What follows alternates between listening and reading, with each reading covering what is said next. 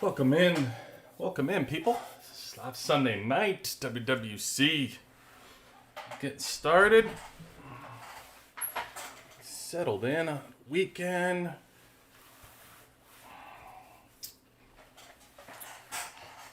Weekend is over. Getting some things back to normal here for us.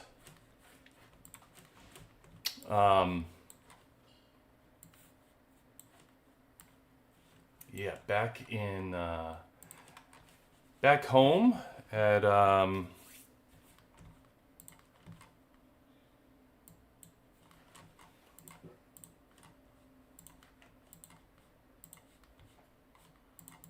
gotta be on the lookout for somebody.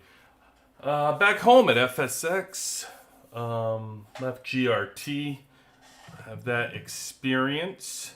Being at a smaller alliance, just to help promote some more activity from the war that worked. I know all of you were incredibly excited to hear that we were able to win this week. At least I hope you were. I do appreciate everybody reaching out to congratulate us. Always great to hear from you. I am helping somebody get somebody here from their alliance, or from another alliance. What is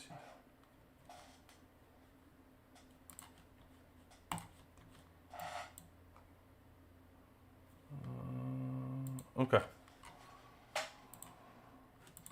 Just waiting to bring somebody in. Somebody's coming over for the week from one of our other alliances that wants to visit us. So we're back. FSX. Good to be home. Back in our normal alliance, and I was at GRT visiting this alliance. We're able to get war participation up. So we had some visits. Hulk was visiting FSBS. That's who we actually have somebody coming over to our team for the week to see how they do. We had a few people going to AKM. I was at GRT just to kind of get that participation up for the war, see what the issue was, any questions, problems, kind of just to level set with the rest of the server. That you can't win without participation. It's something that we've been talking about all week, and I really want to finalize tonight a little bit in some of those conversations to hammer it home based on our victory this week from being able to get that participation up. So first of all, having people go and visit that was phenomenal. It worked great. It worked out great. And we had more participation this week than we have had in the past, which we knew coming down to this week fighting 107 that it was going to come down to participation. And 107 didn't get more participation, and we did. And that a lot was doubling the participation from the smaller servers and getting that up. And, how that happened was really just level setting with everybody on how we need you to be there in the mud. You can't just shield and fight from the side. It's not the same thing. We need people clearing out bases to move bigger people up closer to fight. Things like that were just conversations that were had. And it really worked. I think everybody kind of bought into it a little bit to see what would happen if we got the participation up. And that's exactly, what we saw happen. Hey, Charlie. Good having you in, man. Good having you in. So, then we went from our war. We checked in with what was it? I think it was the 263, 220 war. Correct me if I'm wrong, but I believe that's what it was, right? I'm not a huge whale watcher and follower of this. I know a lot of people are, but it is what it is. So I think it was 263 to 220. Hey, free to play. Good to have you in. So, and the war was phenomenal. If you guys haven't seen it, it is on my live from from Saturday morning. We cut over to that into, you can fast forward to like, I think 3/4 through the live. I have the 263 through 220 when it was around, I want to say 80%. It was around, it was just, I think it was just tied when we cut to it around 80% or somewhere in there, 70 something percent, 80% somewhere, I don't know. We cut to it and watched the rest of it and kind of analyzed that and the layout and who was involved with it. I'll tell you this much. So after the war is all done, right? This is with Justin and the VIP 18s on 263, who are fighting and winning and end up winning the war. And everybody with this Justin, like, it's crazy. Like, I get it. Like, he's the strongest player in the game, so okay, that's cool. Like, we have a lot of VIP 18s around, right? And I don't have nothing against Justin. Like, it's great. I'm not going to kiss Justin's butt just because he's the smallest person, like, he's the strongest person in the game. Like, I'm not, you don't have to call the police because I'm out, like, searching for Justin everywhere. Like, I get it. We see the screenshots. We see how strong they are. We know that from a VIP 18, but what can we take from watching that war, right? Everybody takes from watching that war, like, Justin, hey, get me on Justin, blah, blah, blah. No, what I took from watching that, is the amazing job that 220 did. Like, if you're out there 220, reach out to me. That's who I'd like to talk to. I'd like to talk to 220 because I thought they were up against a wall. They were facing all this thing that everybody thought they were going to lose and get blown out and all this stuff probably. And here they came. Not only did they stand in that war and stick it out by what looked like way more participation, which is exactly what we were talking about. So 220 had everything in common what we were talking about. Forget about Justin. We weren't talking about Justin. We were talking about the 220 participation. That's what kept them in that war. And that was phenomenal to see. And also, how about the fact that they ported one of the VIP 18s, like, with 90% on the board? All of a sudden, 220 came over and ported one of them. They were on the front line on the left, which, you know, I have that video snippet I pulled together. I'm going to pull that up because that was so fun to watch. Hold on, let me grab it real quick because I can easily talk through it with us watching it. So much more than playing it. So, and excuse me, I know I should have dropped the chat. I didn't realize the chat was in the way on the left.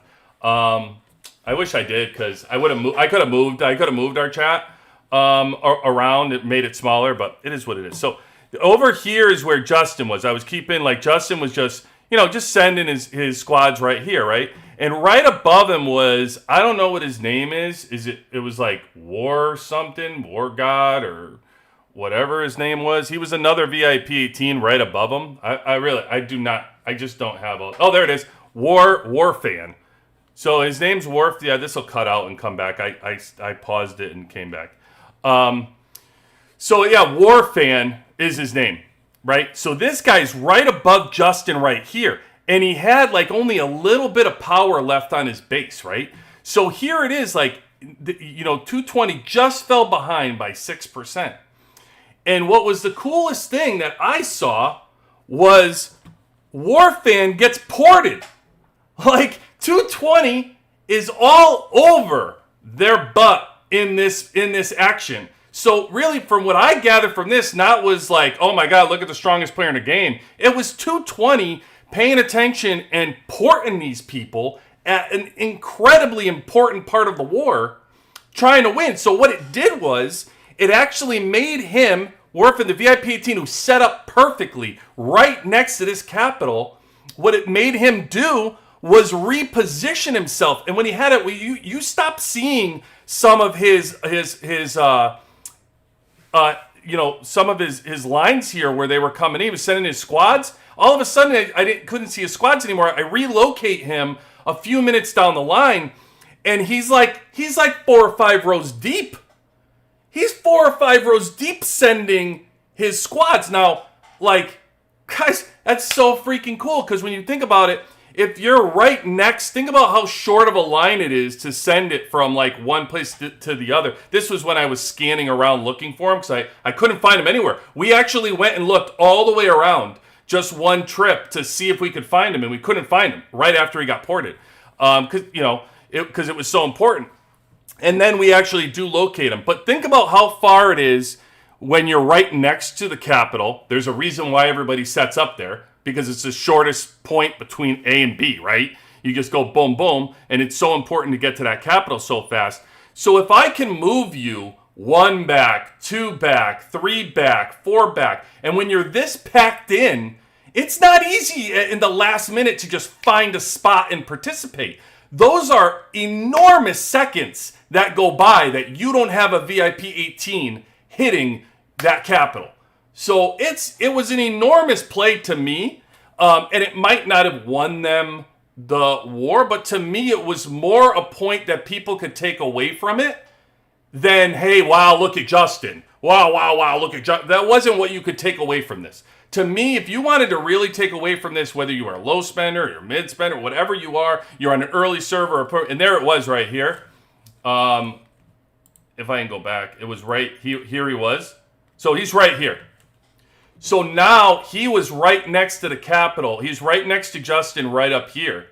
And because he got ported, he ended up having to be back here, which is what? 1, 2, 3. So he ended up back in the third row, and he had to find this spot, by the way. When we first went to look and do the pass, he wasn't there at all. So at some point, he disappeared, and there was just no marches being spent by Warfan. So, if you just, to me, like, the moral of the story, like, if I wanted to take away something from this exciting war that was fun to just watch, it was, wow, look at 220 strategy. Look at their participation. Look at their organization skills. Look at what they were able to take away from that. I mean, it was, just super cool. We took their, and you could go look. I tried to take and capture as much as I could from a, war perspective of like, hey, who was everybody? I scan around to show you, is it 263? Is it 220? On the top, on the right, on the bottom, on the left. So you can take it in yourself to kind of get the participation story. You don't have to get it from me. Like, you go look at it yourself and see what you see. I saw way more 220s than 263s. Now, they were clearly going to be outpowered. I think they probably knew that going in. But, yeah, super cool. Super cool to see 220 do that. Love to hear how their strategies and stuff. Love to hear how they get their participation up. Those are great stuff to hear. Like, 263, I understand they had the power. They didn't need as many people, and, they ended up winning the war. Great. Okay. Cool. Congrats. But 220, like, that's the story you can take away to me, to any server that you're in, whether you're a free-to-play low spender, you're looking at that and going, how can I participate? I know. Let me spy plane people at this integral part of the war. Let me play my role where I'm a free-to-play and I only have, a 20 million march. I'm going to go spy plane people and see VIP 18s that are getting a little over anxious, and they're sending that fourth squad out. And let me time it. So when they send that fourth squad out and they think that third one is just about back, that's when I'm going to hit them. And that's where I'm going to take a percentage away. That's what you can watch. That's what you can learn from this, to me, and really take it away. That's what I did anyway, like looking at it and examining it, and I hope other people do as well. It's all about that strategy, looking at how, what you can take for. You're not going to take anything watching somebody who has 130 million squad and send into the Capitol. Like, you aren't going to be able to do that. So, I don't know necessarily what you could take from it. And very few people are going to be able to recruit that into your server. So I don't know how you can necessarily, if you're lucky enough to game plan with that, then great. But I don't think the odds are high that you're probably going to have that. So what else can you get from watching these things? That's what I'd rather have you looking at and analyzing about the wars and seeing how those setups are and what they're doing, how they're sending squads. I mean, you watch a lot of these people that are sending squads. You're going to see 3 marches go out, 2 marches go out. And then as they come back, you're trying to time it so you can sneak an extra march out. So you have one squad that's almost back. It's almost back home. So you don't want to be vulnerable because you don't want to get ported at that moment. It's an important moment. So you try to time it just right where, hey, it's almost here. Let me try to sneak one in. Let me just get gutsy and sneak a couple in. What's the harm? It's only 5 seconds or 6 seconds. But if you can time that 6 seconds, guess what? You can start porting people. And that's the important part. You know what I mean? Double T in the house. Welcome in, brother man. Welcome in. Yeah. So anyway, got that out of the 220, 263 war. Thought that was fun. Wish we could have cut to see some of the other wars. I know I heard from 80. 80 told me they got manhandled by I think it was 96. I think they got manhandled by. That's they told me. Those are their words, by the way, not my words. Not like I'm crap talking. Like that's just what they told me. Hey Vader, good to have you in, man. A real Vader in the house. And then I think who was it? Oh, 107. 107 told me they got beat by 86 pretty bad too. I think it was. I think they said they only got like 5%, 10%. I don't know if I'm, quote in that exact. I don't remember the exact percentage. They did like sum it up, but if you got more than that, I'm sorry. I believe that's what you said. So anyway, it was kind of like, and I understand that it was a participation, but it was the strength. Like they just said, the top end strength for 128. I said 107. Sorry, 128. So 128 was just telling me just the top end strength of 86 ended up playing too big of a role to do that. So it was difficult. 86, like when I don't have it right now. I wish I had the numbers right now for 86. I don't. But 86 has a lot of powerhouses up and down the lineup, so you don't have to just deal with one. You do have to deal with quite a few people that are going to be smacking people around and hitting people and keeping you. And one of the things they do, listen, one of the things that people do when they're strong is, and we talk about this from Total Hero Power. You look at Total Hero Power and the difference between Total Hero Power for this from the top end people here, right? Even from our server. There's a lot of people that are 220 or 210, and you have the same squad maybe as like me. Like you may have like a 70 million, they may have like a 74 million, whatever top end. It's not about that though, guys. It's more about what's your second squad, in this game. What's the third squad when you get to that level and you start playing around here, and when you're equaling up with other servers. You're really trying to figure out how you match up, because if somebody's hanging around me with a 70 million squad and they don't take it out, they're just sitting there waiting. They're waiting for me to take mine, and then they're going to be able to hit my base and be able to port me eventually, and that's their goal. That's what they're hanging around trying to do. So. You kind of play each other where if you can keep theirs in their base and they can keep mine in base, it's a game of chicken where you're trying to watch each other and see when it comes out, so then you can hit each other and try to hit. That's what ends up happening at these end. It's more than just being able to just send your squads. So there's some people, as you get up to that 300 million and 400 million range, they can just send them. It doesn't matter. You're not even as strong as their third squad. Doesn't matter. Their third squad's running around at 76 million. I mean, look here. I'll prove positive. You don't have to take my words. You can just see it. I mean, you look at the 3v3. This guy, we just showed you, who's an awesome guy to us, by the way. Beautiful, awesome, just so cool to us, and what he was able to help us out with that whole tank squad situation. So big fan. But listen, we just showed you has 3 squads over 100 million here. So his fighting style, he can send out multiple marches. He doesn't have to worry about you. He's not worried about you hitting his base. I'm sure his 4th is probably stronger than anybody else. So he can send 3 squads out. He's good to go. Unless he's going to get hit with one of the other whales, he's good to just keep fire squads one after the other all over the place.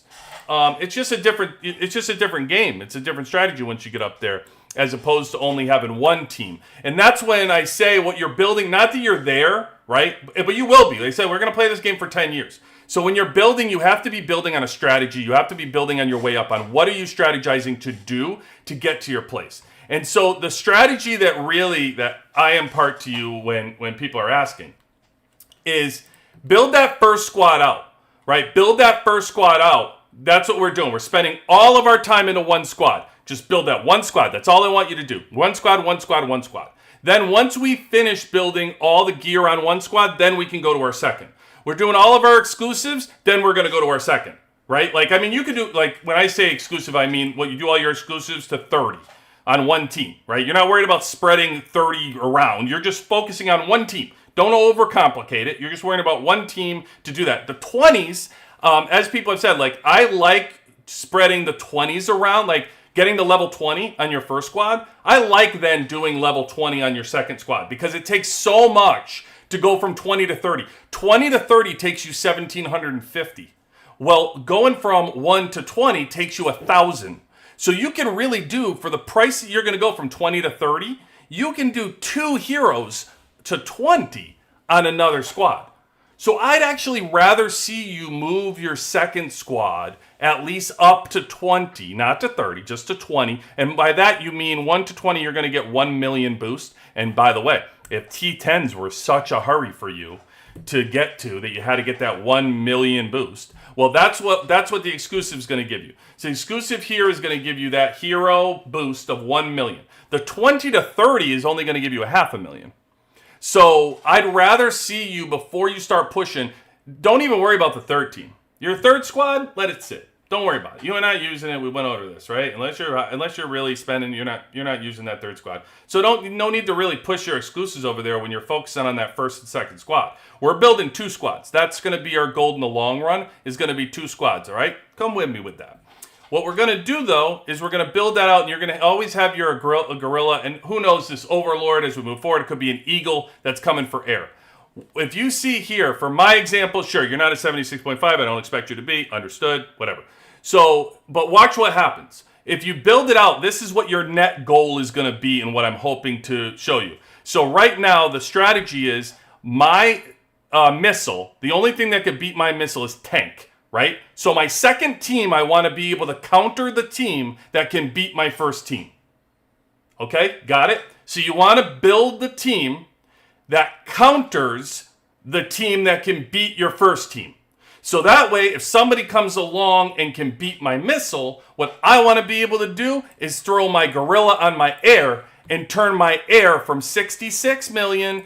I just throw my gorilla over here and I make it 73, and now I'm going to take on the team that can beat my missile, which is tank. So now I'm more powerful. Okay? So that's what you want to really do, and how you want to build that out.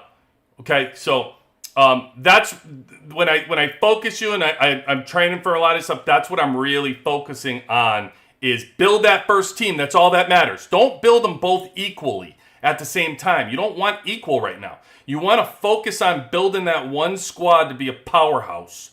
And then once you're done, you're going to move over to the second team. Then you're going to, don't worry. And that's the same thing I say with the tech. So important with the tech. Don't split out with, unless you're a whale and you're using 3 teams. Like we saw somebody like Luna doing this, right? Which is so dangerous when we watch what like whales are doing, or people that are way in front of you, and what they're doing and why they're doing things. Because they're doing things, they're spending way more than you, and their strategy is way different in what they're looking to accomplish. Their tactical is out, they're doing all kinds of stuff. You want to build out your first team mastery and get that done. And then you want to build out your second mastery. All splitting these do is slow down getting that second team mastery off the ground. That's all you're doing. And if you're a rush to get that 80% to get tactical, don't. You're out of the waters. You're not swimming in the waters you belong. You really need to focus on getting that mastery and getting that second mastery, because now you're working on that second team. Then you'll free up, once you get your second squad to 80%, then you'll free up that mastery or that tactical anyway. Don't worry about it. It's going to come this way. It's just a matter of take you a little bit longer, but it's more purposeful. Because that third team isn't going to do you anything. So don't bother. Don't bother with it. All right, so, yes, Vader. Good win this weekend is right. We needed it. We needed it bad. It was great to see for 71. Hey! B4 in the house. Great to have you, brother. Great to have you. Double T. What about third team to 10 EW? I don't necessarily mind that. Double T. I say don't work on the EWs for your third team, but you do have to use them for World Boss. So for like in my example, if I'm gonna throw something like if you did Marshall to 10, that certainly makes sense. You use them on all the teams. So it certainly makes sense. And to go to 10, I mean, I don't remember how many it is, but it can't be that many. What is it? It's 50. We can figure it out. So it's 50 to unlock it, right? Is that a level? I can't remember if that brings you to 2 or not when you unlock it, or if it just unlocks it at level 1. It's 50, I know that. And then I think it's 20 for the first one, right? So it's like 20, 40, 60, 80. Maybe that's 100 EWs. And then is the next level 50? Or no, it's not 50, right? What is it, 40 or something? What's 6 through 10? I can't remember what the number is, 6 through 10. But it's not very high. It's to go from go to 1 to 10. It doesn't take a lot of EWs. So I guess ultimately, what would be your purpose? Is like why would you be doing it for world boss purposes? Like why would you be taking the third? Like you're not going to fight with your third team. So why? Like what are you using it for? I guess you'd want to figure that out. Like you want to have purpose in the game for what you're using or what you're building. If you're just building 10 EUs because it looks good and it sits in your base, what's the point? Because you're not going to use your third team.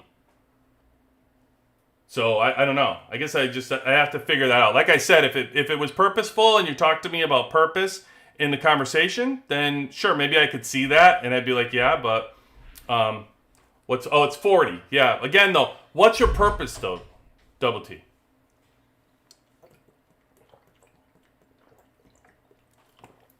Sorry, I need to get some water. Like I said, Marshall makes sense. Maybe Murphy. Maybe if you're using mix squad and you're throwing on your first team gear because you have air and you want to mix it up on a 4+1 car or something in the season, and you wanna. I guess it makes sense to up it a little bit. But is that gonna be your main squad? Like you always gonna use Murphy? I don't know. Like I'm just thinking like Double T. When I talk about this, I'm thinking like free to play. Like free to play low spender person who's not gonna get a ton of EWs. I don't know. For my taste, if I were you, I wouldn't be spending them on third team. I get the value, but value for what? You do get value, but value for if you don't use the hero, where's your value? Like you're just gonna sit in the base. That's my point. Like your third team, it's like, oh yeah, let's build that out equal to my other two teams. But the point of the matter is, it's not the way the game's designed. Eventually, you have to start building this out. And if you're not a spender, if you're free to play and you're low spender and you're getting these things only a little at a time, you don't have the luxury of sitting here and building out 15 heroes. That's not how it works. Like, sure, I can sit here and talk to you. You want my advice on how I build my squad? Sure, okay. Yeah, sure. Build all your EWs out to 30, guys. And use this and use that. But I'm just being realistic with the majority of the people that play the game. You're not going to be able to do that. And I just think there's more value even in a couple hundred EUs that you might be using on a third squad. I'd rather have you using that on the first squad. Because you don't get that many, right? Like, or it's hard for you to build, like, quickly. So, I don't know. I just don't see the purpose of it. Like I said, to me, the best strategy for somebody that's a low spender is my strategy, I would say, and I'm not telling you which one to pick. I would say my advice, if you're starting the game, would be stick with tank. I've said that. Like, it's the shortest way from A to Z. There's nothing wrong with tank. Tank's a great team. Build that out. Like, there's nothing wrong with it. Keep going. Keep going with tank. Don't get sidetracked because people have air. Go with tank. And if that was the strategy, if let's say tank was my first team, my second team that I would build would be missile, because air is gonna beat my tank, and at some point I want to be able to switch over and build my second squad to beat that air squad. So that would be the strategy that I keep. I have McGregor and Adam at 20. Which one is better to get to 30 first?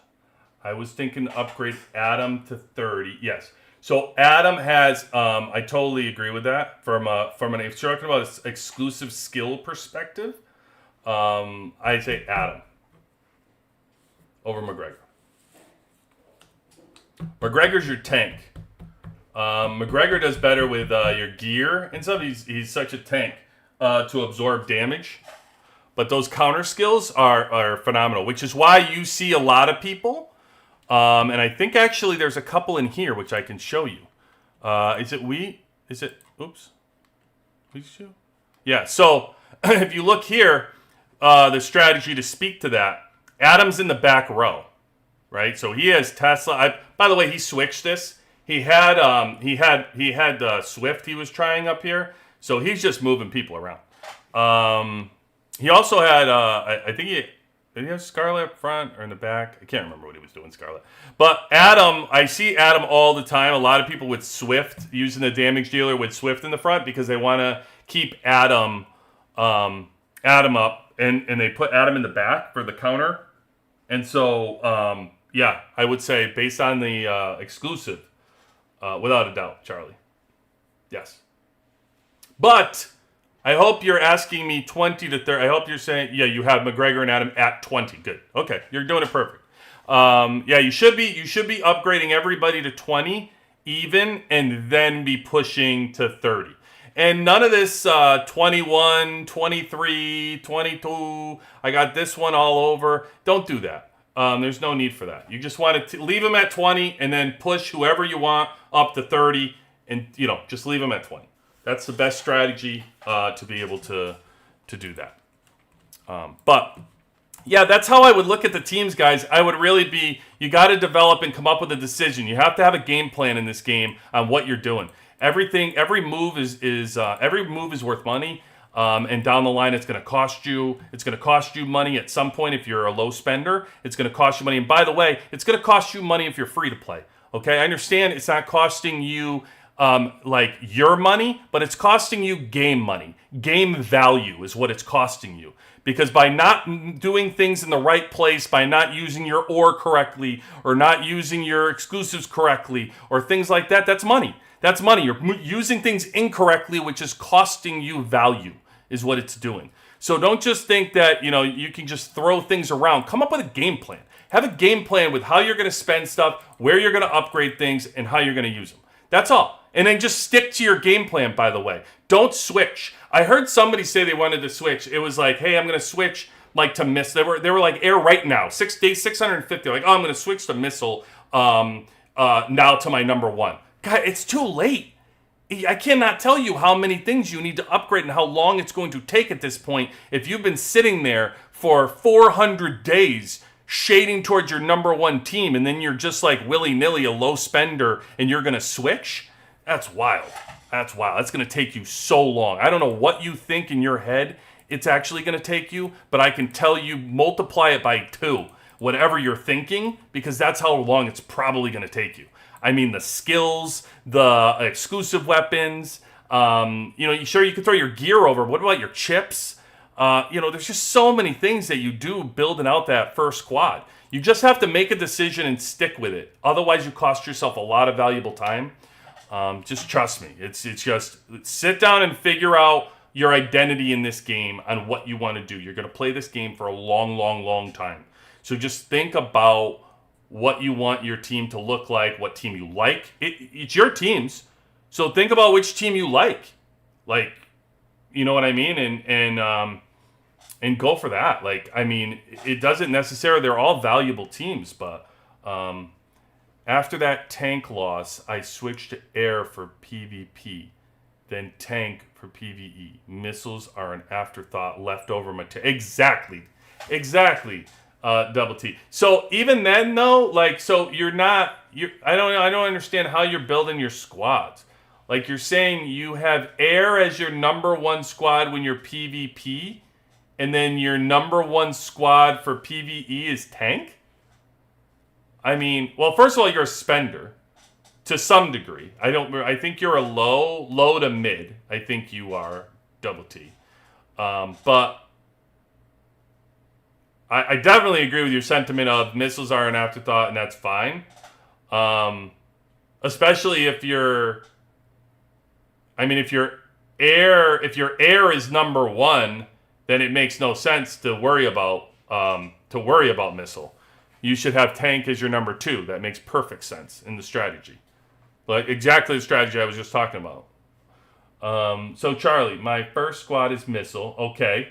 Is there anything I can do to counter an equal tank squad in power, if anything? So your first squad is missile, which is mine. So one thing I see, Charlie, for myself is if you do a missile squad versus another missile squad with Marshall in the squad, you'll win. I win almost every time. If you give me an equal to even a little bit stronger than me missile squad, and I have Marshall in here, I win that battle almost every time. That's not speaking. That's fact. Like that's just factually when I fight. Why I do it. I go into battle constantly. The people that are as strong as me around me are usually missile, and that's why I have my normal day-to-day setup with Marshall in here, because I beat that team almost every time. I won't beat air as bad. It'll be closer if the air is stronger. But you know what? Like I get a buff against air anyway, so I'm not necessarily worried about it. And it helps my tank battle, by the way, when I go against tank. It helps it a little bit, at least. But I still need to worry about counter. This is my counter that I'm using. It's not really the counter for missile. I mean, it's not really the counter for tank, so to speak, that I'm using this for. But this works for missile. Missile against missile, Charlie. That is what I say. Now, tank. Now, if you're going against a tank squad, Marshall helps a little bit, but I don't really have necessarily the recipe for, like, you're going to throw Lucius in here. I've seen Lucius get thrown in here. So one of the things I've noticed is, like, for people that say one of the things I've seen people do is throw Adam with tank, right? So they counter air, and they say, I'm going to throw Adam with tank. Right? The problem with that strategy is you're losing Adam from missile. Like, I don't want to have my defense on my missile go down. So I don't want to lose Adam from my missile squad in order to make a mixed squad like that. Not at least off season, I don't. I don't know, like right now. That's not a recipe for me. I'm looking to get into to reduce the power on my missile squad. So for me, Charlie, that wouldn't be the answer. If you can figure out how to utilize your air, Charlie, to move, like, let's say a Lucius and try a Lucius with missile to go against a tank. And what are you going to do here? I know if you were to do, let's say, the front damage dealer strategy, obviously you can possibly, to make your air stronger, you can bring Murphy over here. For time being, you don't have an EW on Morrison. So if you were to take Lucius out of here, you could replace this with Murphy to kind of, because ultimately that's what you have to do. It's not just about building that squad to answer your question of how do I counter one other team. You're also making a team weaker by taking a main component away from it. So you have to figure out how are you going to make it just as strong by removing that component, right? So I would say it's turning your air into probably a front damage dealer unless you're bringing Murphy over here, and then you're putting Murphy, here or here. I don't know if anybody currently, I know people are removing Carly. People are moving Carly. And this is kind of like just what trial and error, by the way. So I would take it with a grain of salt, what's being done here. So as you can see right here, Ouija doesn't even use Carly. Carly's gone. Click happy. That's what she said. Here we got this. Lucius is here. Defense. Sticking. Oh, wait a minute. So he's got Murphy with his air, and this is what I would say, Charlie. You're more looking like this exact strategy here, and you take Lucius and you put him with your missile. That's what I just said, right? So you can look at Hulk. That's what Hulk's doing. So this might be something that you try, Charlie, to counter Tank, is moving Lucius over here and moving Murphy here. It all depends on where you are, though. Is it how much weaker is it making you? You know what I mean? Like, do you have EWs to 30 on these people? I wouldn't necessarily. You do lose skill chip a little bit from that one hero, but I don't know. I don't think that's going to make or break your squads to counter. I think you'll be all right. I think to me that would be the best thing to try, or moving Swift to the front and moving Lucius to the back as a damage dealer lineup. You can always try that. That would be what I try, Charlie, and then just see your results and share it with us when you get it. All right. Booting up the week here. Let's see. Anything announced? Nothing. Doesn't look like anything being announced yet.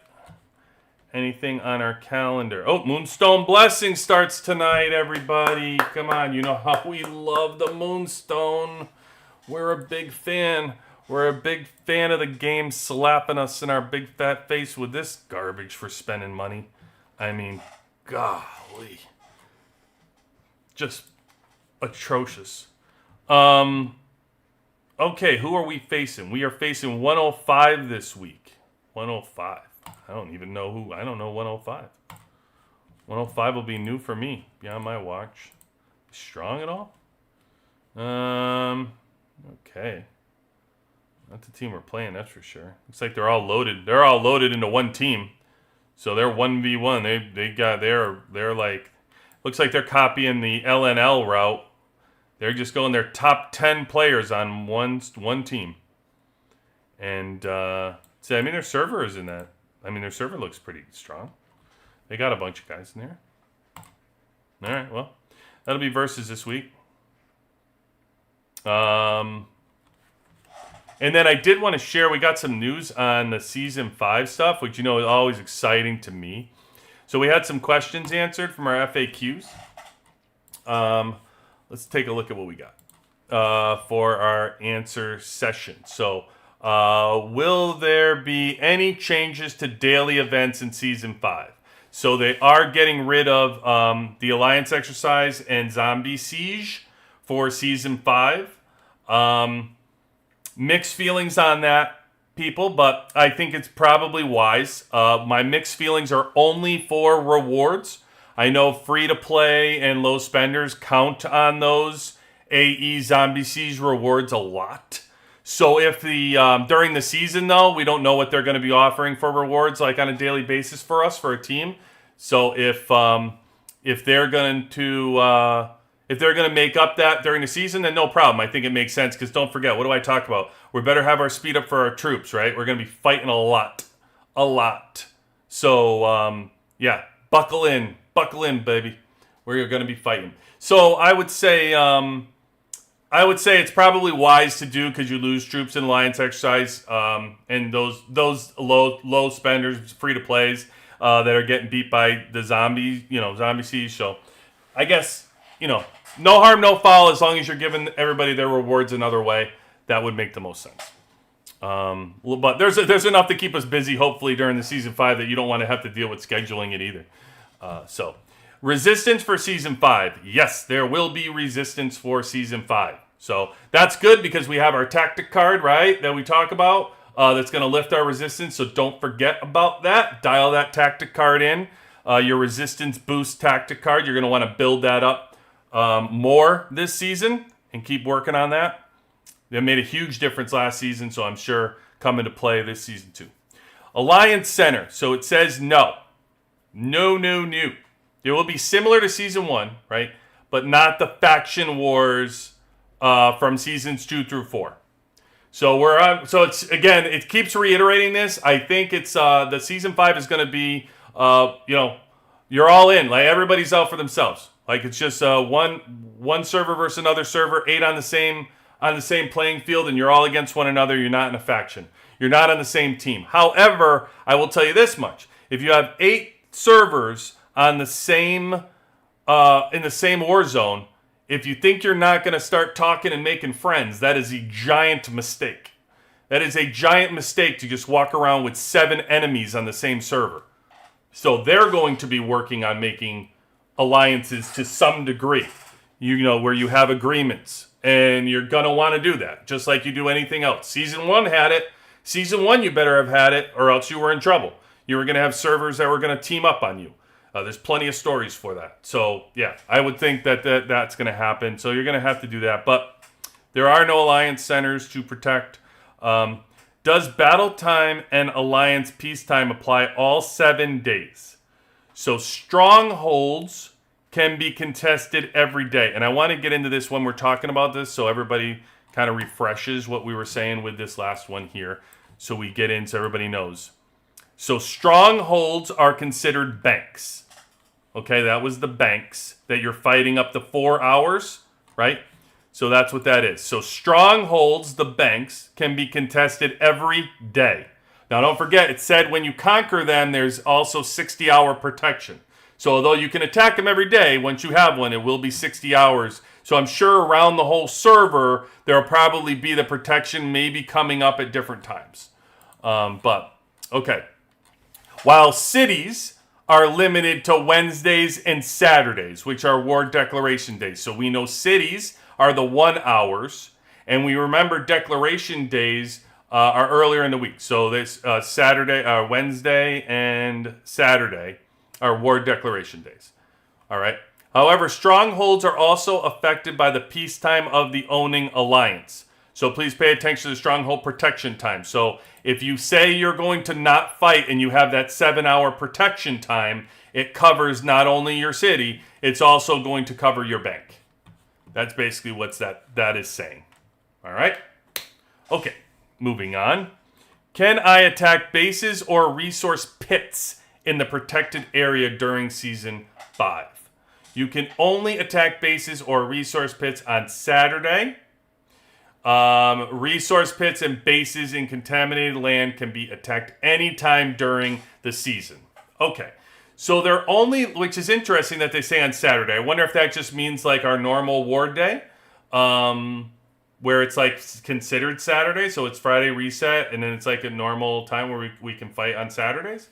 Yeah, they don't say the hours typically, but so the bases can attack on Saturday, but you can only, so think about, you go into the contaminated zone, probably the banks, things like that. If somebody goes into, I'm thinking like the bank is going to be in the contaminated zone maybe, or something like that. You can go in there to protect it, maybe to be closer or something, and then your base can be attacked. Okay, it makes sense.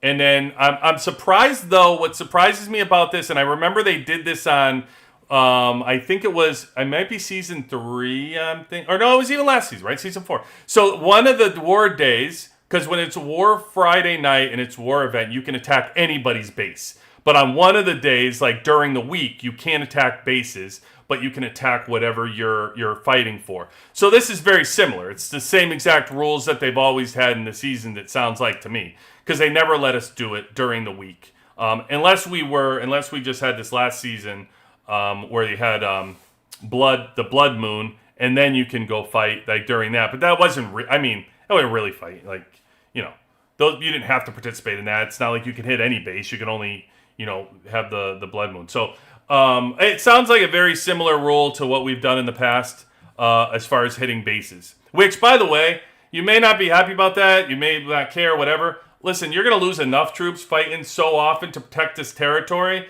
I think you got to rethink how you think you want to be fighting bases more often, or have to use your shield more often than one day a week. I will even tell you, like, I'm looking forward to this fight, and as you know, this channel is all in on fighting, but I can tell you that you guys are going to want a shield on one day a week and not have to worry about it any other day.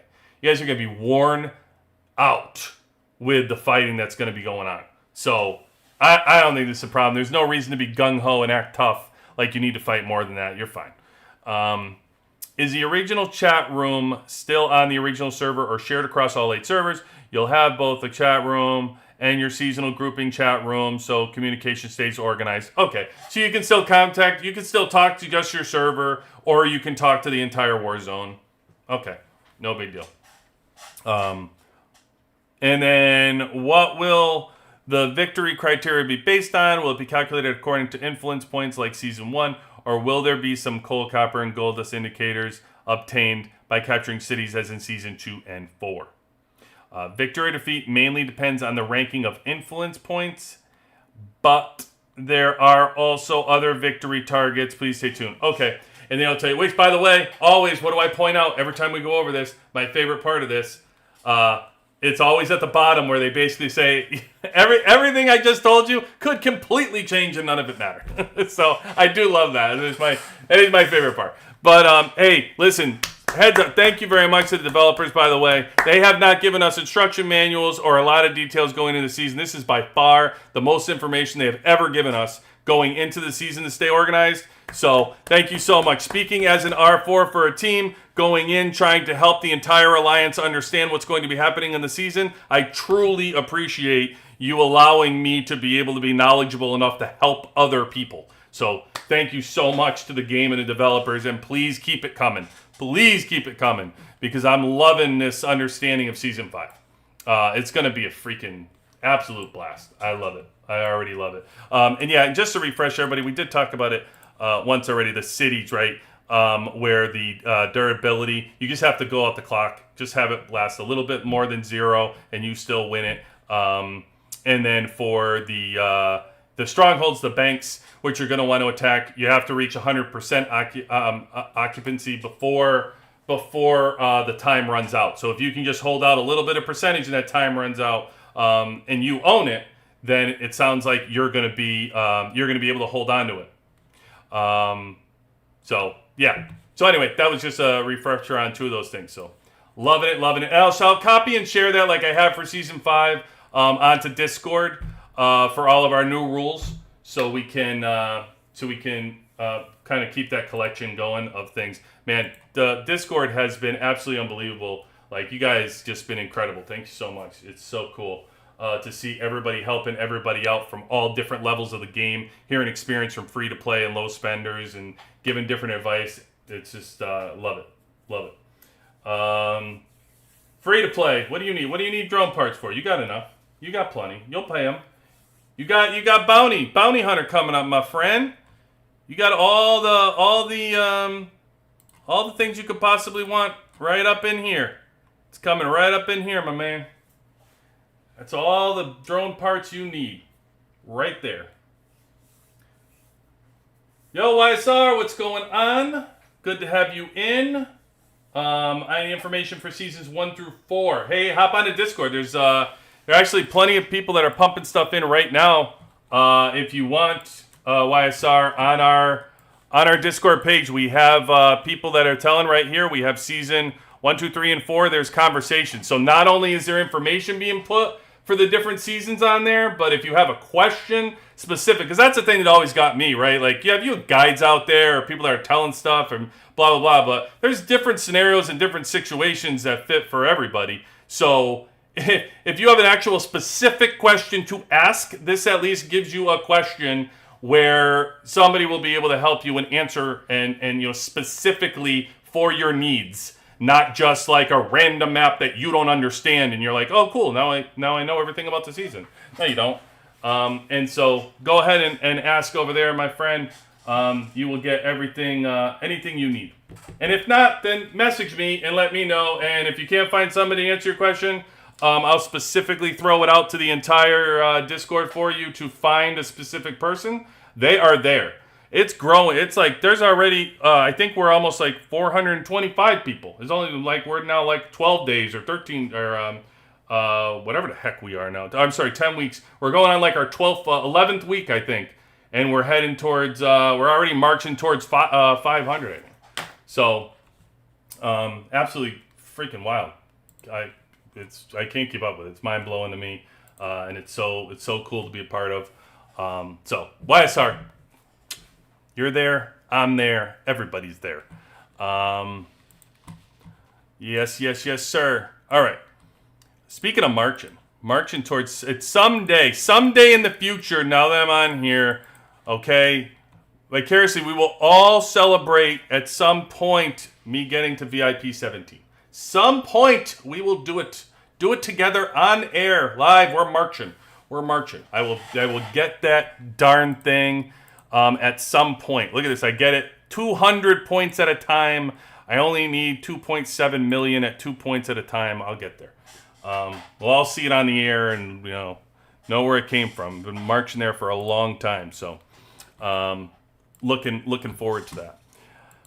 All right, so we got our we got our monthly pass, our weekly pass. So as you guys know, on here I did re-up. I do like getting the core for $5, the drone components for $5, and my favorite, easily my favorite weekly pass is the drone parts for $5 for 105. Just freaking awesome. Big fan. So I get all those three, by the way. Do it. YSR VIP 17 by the end of the year. Your lips to God's ears, my friend. I don't know. I'm not doing anything specific. When we get there, but I hope so. I doubt it. That's pretty quick, man. I don't think it'll be by the end of the year. I got to be honest with you. That's only 2 months to get. That's a lot. That's a lot of VIP points, man. To try to get 2.7 million. For me, like, again, I am a dolphin. Okay, I'm spending. But, I'm not just buying everything under the sun with the weekly. And you get more, like, if you were going to empty the daily, you get the VIP stuff from all the dailies. You get stuff from the weeklies. I don't do those for the most part. So I don't get a lot of those VIP points. So, I miss out on some of that stuff. But I'm not playing the game specifically for the VIP, target anyway. It'll come when it comes. But when it comes, we'll all celebrate together. All right, what do we got going? Oh, I need to re-up. I am low. So before I do this, give me 1 second. Let me re-up my little shindig game here. Get my game on. I keep forgetting before I come on. I knew I was on. I'm gonna log into. Give me 1 second while I log into YSR's account real quick, and just use his credit card. What did you say I could take? You said it was a couple hundy, right? YSR? I think you said that. I think you told me that. So I'm gonna do that then. I'm gonna do that. Call it square. Thank you, brother. I appreciate it. I was a little shy this week. You the man. All right, we're good. All right, let's go. Let's see what we got going. What is this week, real quick here? Exclusives. Okay, you know how I feel about this. Free to play, low spenders. Don't you dare. That's how I feel about it. Save yo money. You get this for free anyway. Don't worry about it. You got a budget. You keep telling me you're on a budget anyway. If you are on a budget and you're spending your money like this, then your budget is better than I expected. You can use that money for other places. You can use that for everything you tell me you can get for $5, and I will show you bullseyes that you can get for $5 or $10 that I'd rather have you get in gear. This is all free stuff. You don't need none of this. This is out of your price range. I know it's not as fun. I know it's more fun to spend. I get it.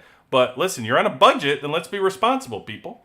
Let's be responsible and stay away from spending for exclusives. Okay? It's not for you. Not for you. I will tell you when it's for you, and this is certainly not your gig. Now, Moonstone Blessing, I will tell you are going to miss out on that. So that is heartbreaking. You know how much that's heartbreaking for me to tell you to miss out on that. Who you got, Vader? You got your versus appointment? Who you got? Did you send me something? This is who you have? You have 132. This is the team. All right, Vader. So this is FS4's versus opponent. From 132. I imagine it's LGND. What? In the Diamond League, Vader? This is Diamond League opponent? Okay. I tell you what, call shenanigans on this. I'm going to go, you know what I'm going to look for? What do I tell you guys? The zombie accounts, right? I want to see how many zombie accounts this team has. Because this is exactly the type of crap I was talking about. FS4 is going to absolutely annihilate this entire server. This is crazy. This whole server should be on notice to get their shields ready. The whole server. LGND is it AGS or LGND? Who is it, Vader? Which team? NIO? Which team is it? NIO. Okay. Let me look at NIO. I want to see how many farm accounts they have to see how they ended up getting in Diamond League. Because this is wild. NIO. How odd that they're called Smoke City, because they're about to get smoked. Server's about to get smoked. So, good they call themselves that. All right, let's look at their bottom row and see how many zombie accounts they have. Well, already I count one, right? Look at this, no kills. A level 22 with no kills. What did I tell you guys? How did I know? They got these? All right, let's see. They must have more than that if they won. Let's see. What do they got? 11. They got another one right here. 11.2K. There's a second zombie account. Breadmonger. Here's a third zombie account. All right. Here's a fourth zombie account right here. Okay. Who else you got? Here. Probably, given it's only 110 million. I mean, that free to play at 32. I'm still calling that a zombie account. Here's another one, 335K. Another zombie account. Guys, this is wild. Here's another one. And another one.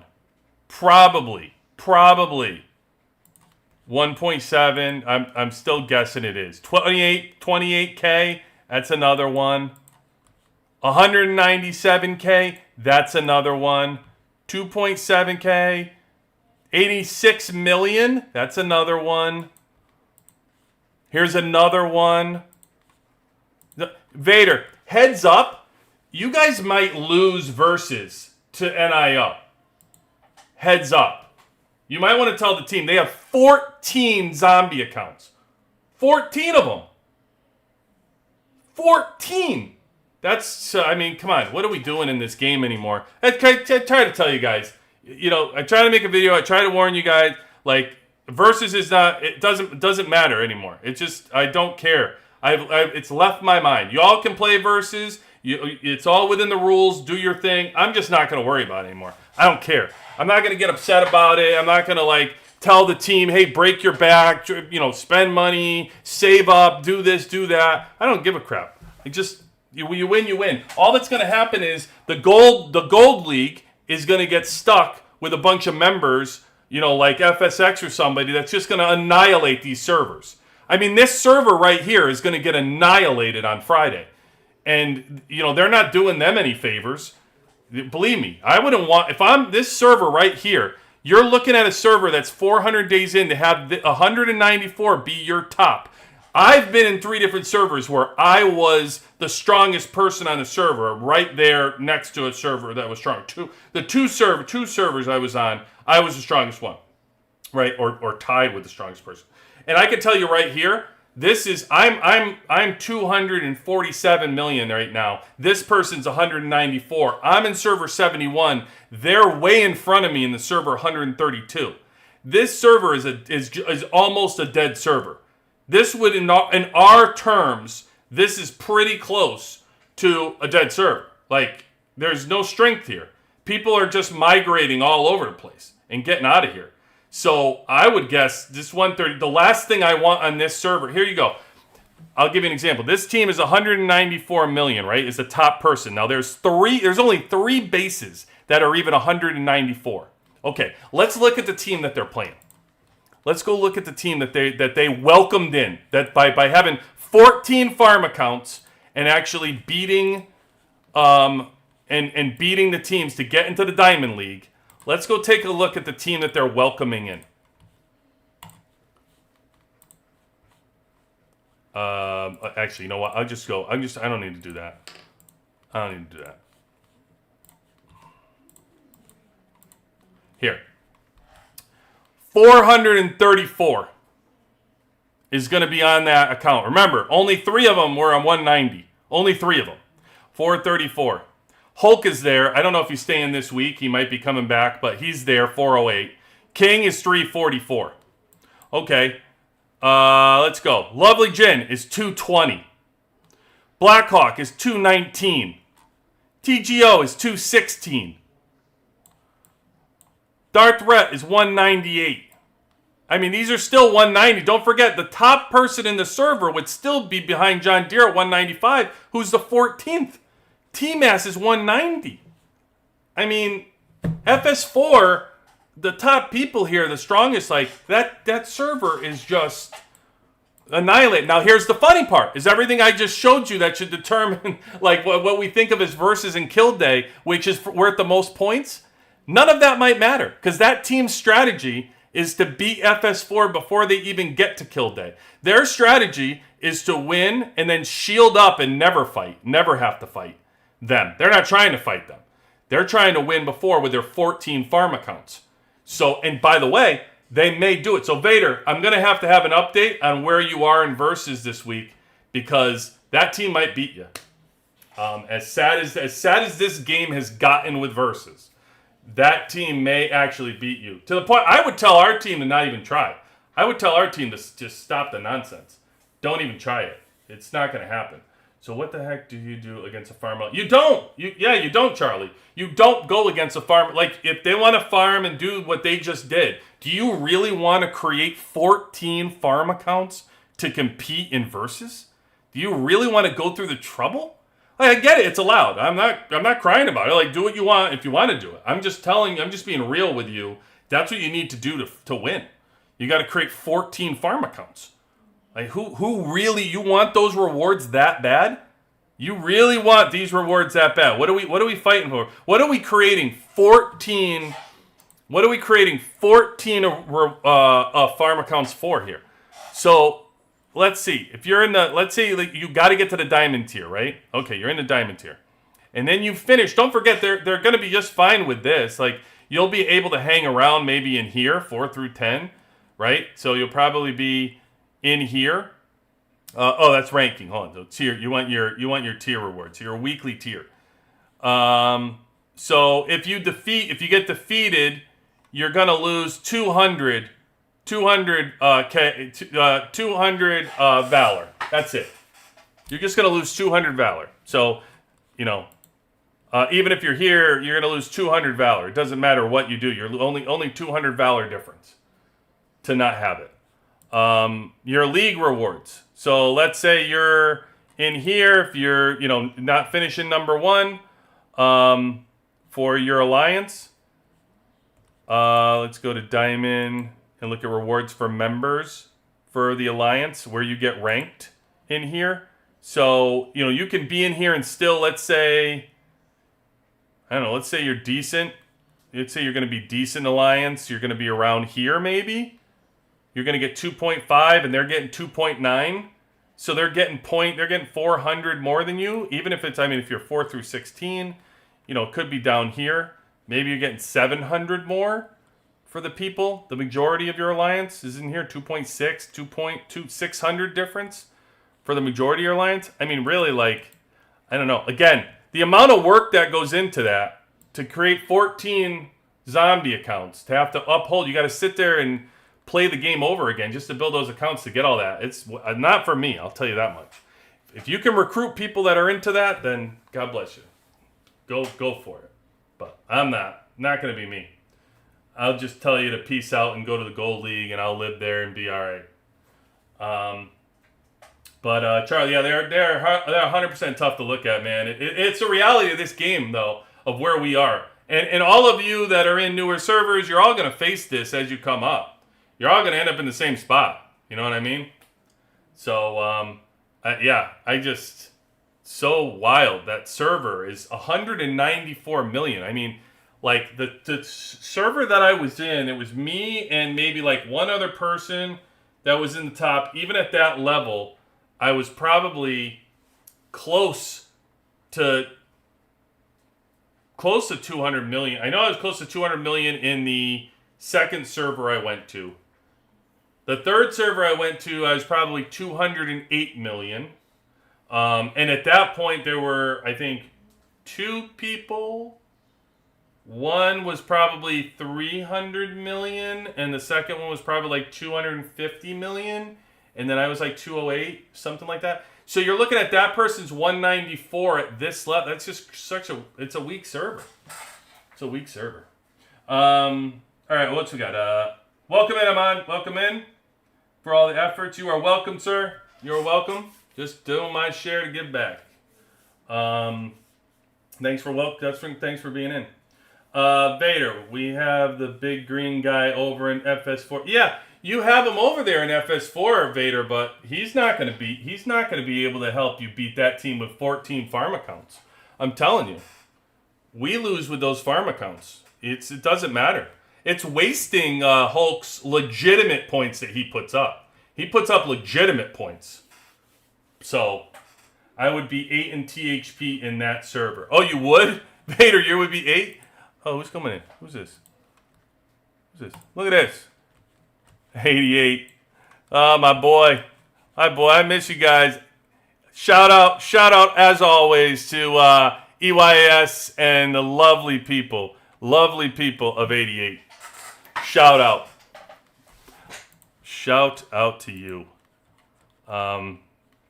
Big fan. I wish if they could just combine servers, that would be phenomenal. You can bring 88 right into 71. They would fit like a glove. Love them. Love that. So Vader, you are saying that you are. Where are you falling in here? You would be. Oh, you'd be right here. You'd be 8th. You'd be right below Legend over here. It's so wild. This server is wild, guys. Like these Migration City. I mean, you're talking. Is there a gold seat? This can't be a gold seat on this server. Like, I'd love to know how the server rankings work. Are they forced to have a gold seat just because they're on this server as the number 1 team? Could you imagine getting trapped with a gold seat on here on this with these rankings? I mean, geez, in reality, when you compare them to other servers at our level, there shouldn't be a purple on this server. There shouldn't be a purple. I think everybody here should by the time season 5 is done, everybody should be blue. Right? I mean, I don't know what's purple now. Purple's got to be 180. The minimum level for purple is got to fall around 180. Right now. I mean, it has to be right now. So I don't know at the end of season 5 when all the exclusives come out and everything else. I mean, I don't know, but that would be awesome. That would be awesome to know. And 132. I mean, listen, I'm not trying to pick on you. I'm just calling it the way it is. Like it's you guys know you're a weaker server. You don't have a lot of people on here. You clearly know there must have been some serious migration going on. This past migration, everybody left. So I'm sure you're in the middle of that, but. Man, that's rough. That's a rough one. YSR, here's a quick question. I got my first skill chip choice chest. What should my first invest be? Okay. All right, I like it, YSR. I like it. Okay, so if you get to choose, let's go back home. If you get to choose your choice for your chips, right? So number 1, you always want it to be on your first team. Now, my strategy, this is funny. Skill chips, right? So we talk about skill chips. What order should we be doing our skill chips? What order you should be doing which one should you be doing first, second, third, fourth? Okay. If you ask 5 different people, you're going to get 5 different answers. Okay? You can go everywhere. Ask them whatever. They can do all the studying that they want. They haven't run the battles on them to actually show the proof of it. You're going to get 5 different answers, I'm telling you, on which one you should do first. So I will show you what the game says. I will show you first, YSR, what the game says, and then I'm going to give you my opinion on what you should do with it, okay? So the game is telling you that the middle one is the most value. That's what the game is telling you. And if you go in to try to get your material, you'll notice that for the purple here, for the middle one, when you click on it, it's worth 800. But when you go to all the other ones, it's 400. But this one is 800. You see how it doubled? For the purple. So like in your gold, it's all the same. But the purple is saying here that this one is worth the most to centralize the thing. So to me, it's telling you the most material for the purple is that they're trying to get you to use, to trying to give you subtle hints to tell you to centralize it. They even like try to like show you that they're centralizing the chips through the main one. They light it up for you. I mean, I don't know how many more hints they can give you before you overthink this. But they're trying to do everything they can from a game perspective to show you that it's the middle chip. But YSR. So now I will tell you what I say you should do from my perspective. First of all, if you're early on in this game, your main goal is to upgrade these chips all together, to even them out, because they all work in conjunction with one another. They're all built to work off one another. That's how your chips are built. So you want to even them out. Now, this one I've always found of value to get to 5 first because it actually gives an extra drone target. So your drone targets an extra right here, an actual target, an extra one as you raise this up for 5. So I've always found the value in this to get to 5 at least first. Then I've just evened them out. And here's what I've done, YSR. I have evened them out for make them go 5, 5, 5, 5, 5, 6, 6, 6, 6, 6, 7, 7, 7, 7. You can see here, I'm doing it right now. So right now, somebody would look at this and said, oh, QB, you have to do the middle one first. And here's what I would do, YSR. How many do I need for this one? Because you know how the game gives you random chips all the time. Depending on when you open a purple box, it throws a random chip all over the place, right? You can't control where those random chips go. So I would say to you in the middle, how many do I need to get it to 8? So if I look at this layout, I would say, okay, this one, I'm 0 out of 20 for the middle. Okay. This one, I'm 2 out of 20 for the left side. And this one, I'm 16 out of 20 for the right side. So now which chip should I upgrade first? I would say to you, like, you know what I mean? Like, to me, it's common sense. I'm going to upgrade the one that I need the least amount of work to push because I want to push them all anyway. So I look to see when they're giving me all these random chips and they're throwing it around, I just want my shortest trip from point A to point B. If I can get the use out of this because I only need a few of them, then allow me to push that chip to the next star. And then I'll work on the other ones because, I'll need more to do those. And then I level everything out. So that's what I would say to you, Isar. The game to me kind of pushes you to be in the middle. I would say look at all of your chips and see which one you can push quickest, and go from there. To me, this isn't like components. If you have this rule for components, I would tell you automatically. Anybody who watches this know I go missile. But the reason why I go missile is because the game gives me the least amount of missiles.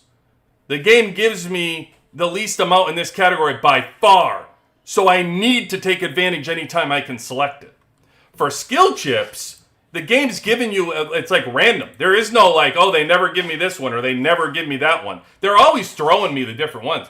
I'll tell you, I barely use skill chips on tank. Like, I barely actually use them since the beginning when I first started. I mean, and that I'm telling you, in 450 days or almost 500 days probably, I haven't touched my tank chips as far as actually putting specific chips on these. I have not done it. I've just let the game control where my tank chips go. And you can see where my chips are right now for tank. Like, I mean, these are 7, this is 7, this is 7, and this is 6. The game almost divides it out equally for me. I don't put anything on tank because I don't use it. Like I just collect them randomly from the purple boxes. And so like right now, there's 10 out of 15 on this one.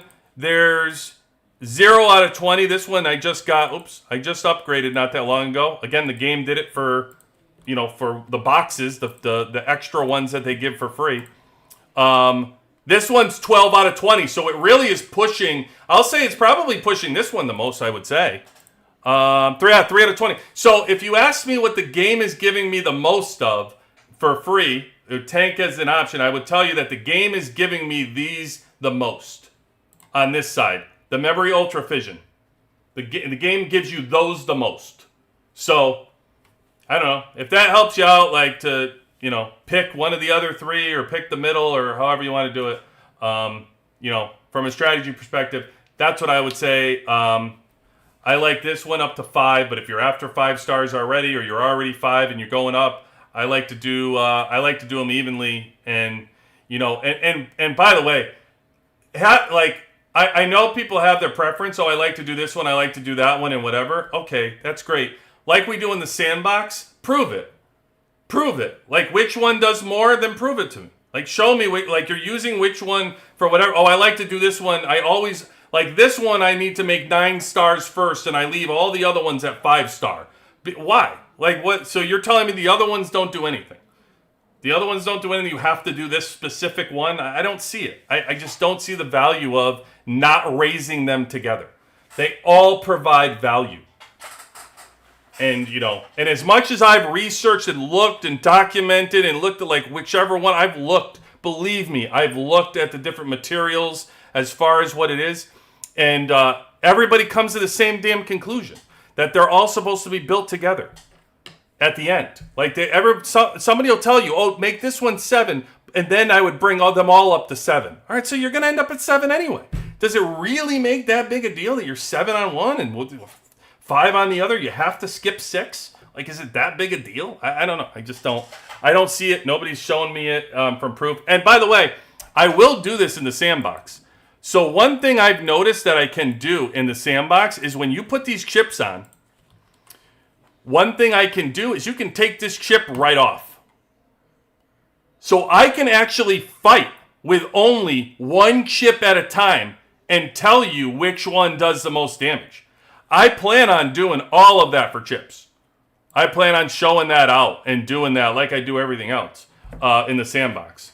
So that'll come. I'll do that when I finish doing all this other stuff in sandboxing. I want to see, like, if I remove 2 chips, what does it do? If I do 3 chips, which one do I see the most power from? Once I get my main results of what the best squads are, it'll be much easier for me to test certain things because I only need to test the main squads to tell you the difference. I no longer have to do 70 different tests with 70 different people all over. I have the results of what squad works best in what order, so I will only have to test those.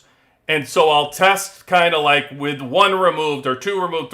We'll do 3 removed, and then I'll do this, and then I'll slowly add 1 back in to tell the difference of, like, what's it like with 2 of them or 3 of them? Like, what real difference are we seeing with the chips? And how does that work? So I will have that for you. And by the way, I can take this chip apart completely and rebuild it too. Everybody can. You can take these chips apart and rebuild it if you wanted to.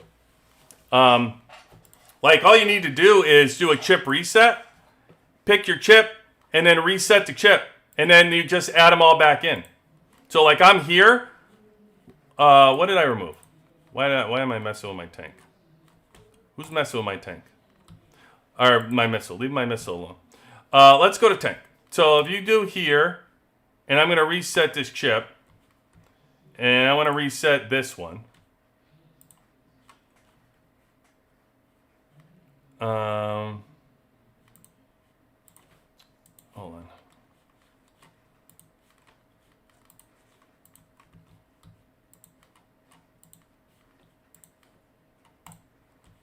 Okay, so see, I got 43 of them now. Because I reset them. Just so you're not scared. And then you come back in here, and now I have 44 of them, so I can install it. right? And then I can ascend it to whatever I want. So now let's say I want to test it. Right now I can test it with no stars. And then I can test it with 1 star. Right? And then I can just keep going and add the stars on. Until I'm right back to where I was. So, we can just do that and run tests on them. So, just to let you know. That's what I plan on doing. YSR. I know it was kind of like a roundabout answer for you, YSR. It's not specific, probably what you're looking for, but it's the best thing I can do to give you all the information of how I would upgrade versus what I see in the game and how I see like the rest of the information around the internet and everything you're going to get. Kind of all in the same conversation. The best I can do for you, my man. All right. Vader, do we have Meteor? I do not see Meteor event this week, Vader. No Meteor. No.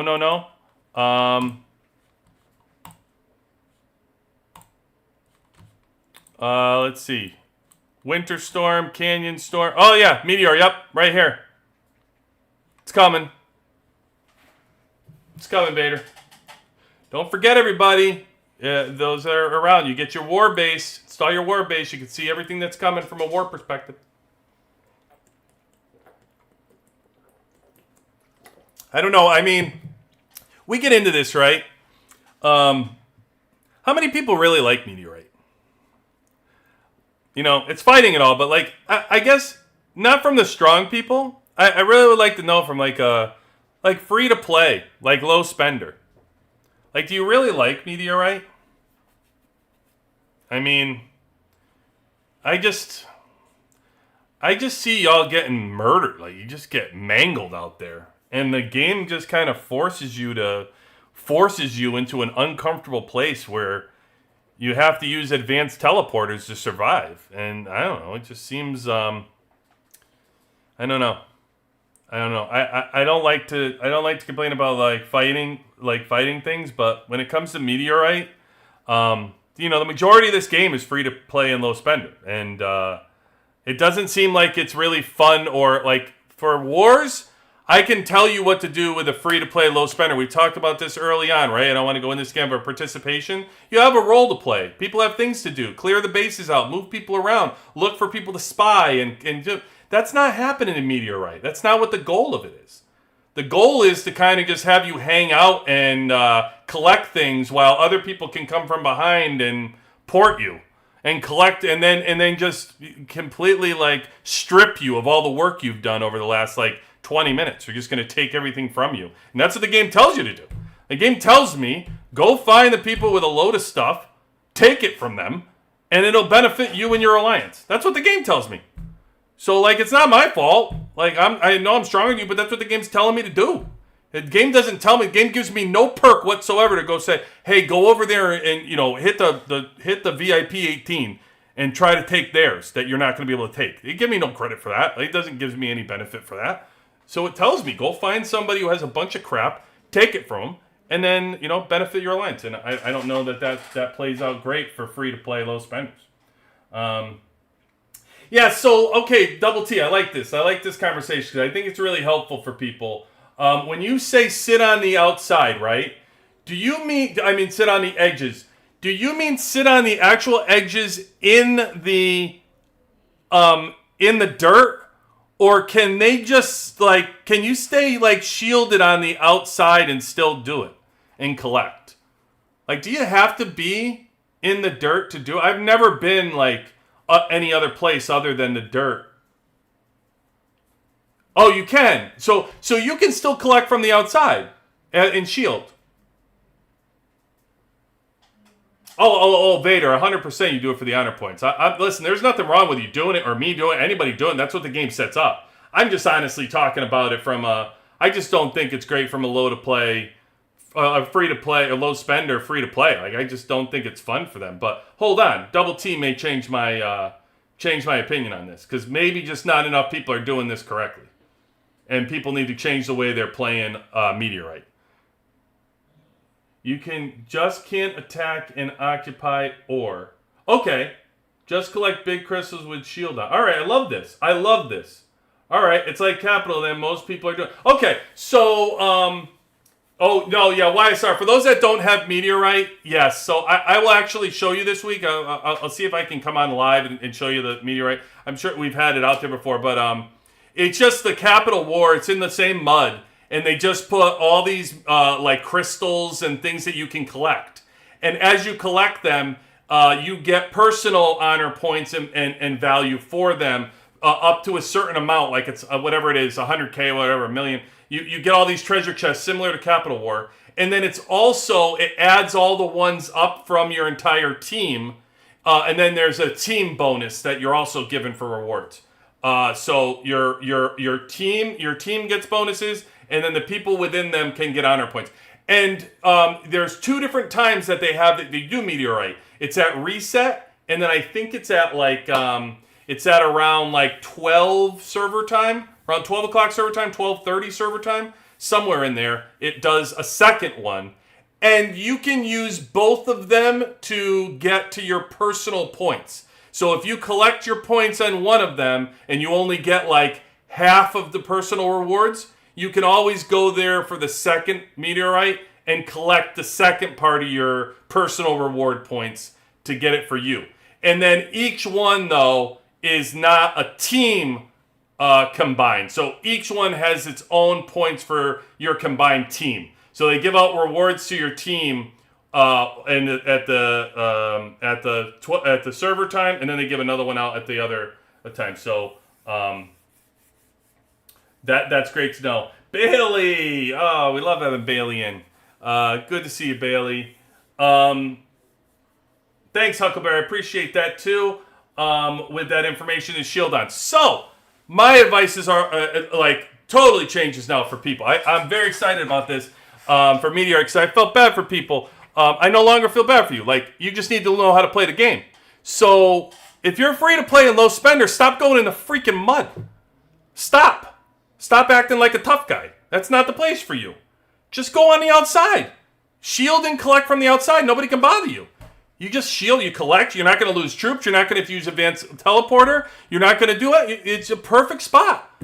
I mean, I don't know that it's going to be fun, but, like, who gives a crap? It can't be that fun getting punted around every 2 seconds either. That can't be a blast. So, you know what I mean? Like, let's act appropriately and stop getting... It's funny, because I just spent all this time going to... Hypocrisy is not lost on me. I just spent all this time going to another alliance to convince all these people to get in the mud for our Capital War. And now I'm telling you, stay out of the mud. So I get it. Listen, but I hope my advice goes through and it's understood of why in a Meteorite, you shouldn't be, and a Capital War you should be. Honestly, like, your server doesn't need you to ever do Meteorite. It's really for the personal rewards I tell you to do it. The server doesn't give a crap if you do Meteorite or not. But listen, by the way, don't just think you're going to go hang around a strong person and be okay at Meteorite. I know that people are less likely to hit you, but even if you're hanging around a VIP 18, it doesn't mean they can't hit you from afar, and they can't punt you, and they won't come and hit you anyway. There's no real safety. I'm going to tell you right now, there is no real safety in Meteorite.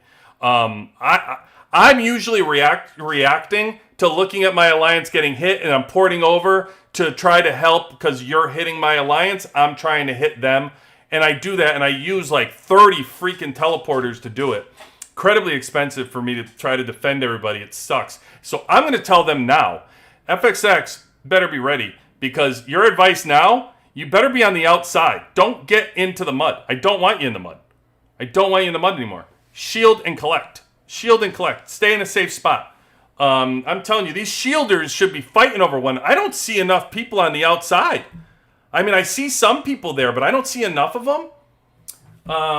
So that's great. Thank you all. Thank you all very much. I appreciate you giving me feedback, educating myself on that. So now I can spread the word, educate everybody else the same. Now I know. Meteorite, free to play. Stay out of the mud. The shielding should be a barrier straight. Yeah, yeah. I don't understand now. Now I'm completely confused why I see so many low squad people in the mud. I don't know what you guys are doing. I'm like, if I was free to play, there's no friggin' way you would catch me there. I would be on the outside, getting my points, being quiet, getting my honor points for my prints, and peace out, folks. I'm enjoying the rest of my night. I'm going to go kill event, then I'll go kill event. Otherwise, peace. I don't need to be here anymore. That's how I would be, honestly. Like, there's zero reason for you to be, and you don't even, I don't know how fast you can get your points, but like, I'm saying you don't have to even be there the whole time. It's great to be in that meteorite. You could probably collect all your points for, I should really see and hang out with like a free to play person to see how long it's going to take for them to do it. Because I don't know how long it takes to collect. You can do it twice though, so you should have plenty of time to be able to do it. And if you're shielded, you have at least three squads. I know with a free to play person, you're not spending for the monthly pass. Even for a low spender, I know a bunch of you aren't spending for the monthly pass, but you still have three squads that you could be sending out. And here's another tip, by the way, so they don't burn you while you're in the mines, because you might get burned, right? Hanging around on there. You should have one hero squads. I wouldn't be sending full squads either, by the way. Send one hero squads. Who gives a crap? Why send full squads in there to get burned? If someone's going to burn you, have them burn one hero. I mean, I don't know. Seems good to me. And maybe I should just go guard a corner for all my team to be able to collect safely so people don't burn. Is that a real problem for free to play? Here's another question of free to play out there, low spender. So do you find that you get like your mines burned a lot if you're shielding doing this? Like, are they still picking on you for your collecting, and they wait for you to collect and then burn you, so then you have no recourse? Let me know about that. Bailey, you're a very low spender. I know what you are, Bailey. You don't have to tell me. You're WWC in here. I got you. Edith, I'm totally power on my server, and I can knock people in the mud easy. Yeah, well, there you go. That's what I'm saying. There's a lot of too many free to play low spenders in there, but that's okay. I'm looking to just the 40-second, or takes both events for full rewards. What do you mean, Double T? I know that you can collect both times to try to collect that. To try to collect for the full rewards at both events. Your personal rewards, anyway, for your honor points. For the reason that we need points for the Alliance to get the...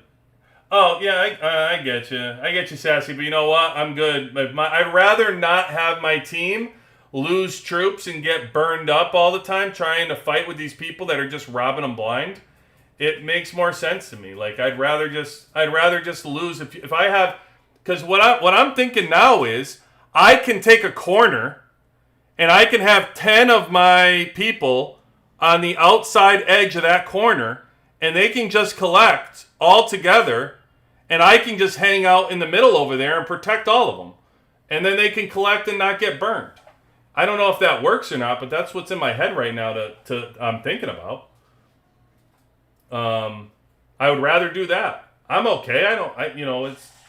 Listen, like I told you, I use 30 of the damn teleporters going around. It saves me, it's 1,500 diamonds per thing. I'm using 50k diamonds to protect everybody.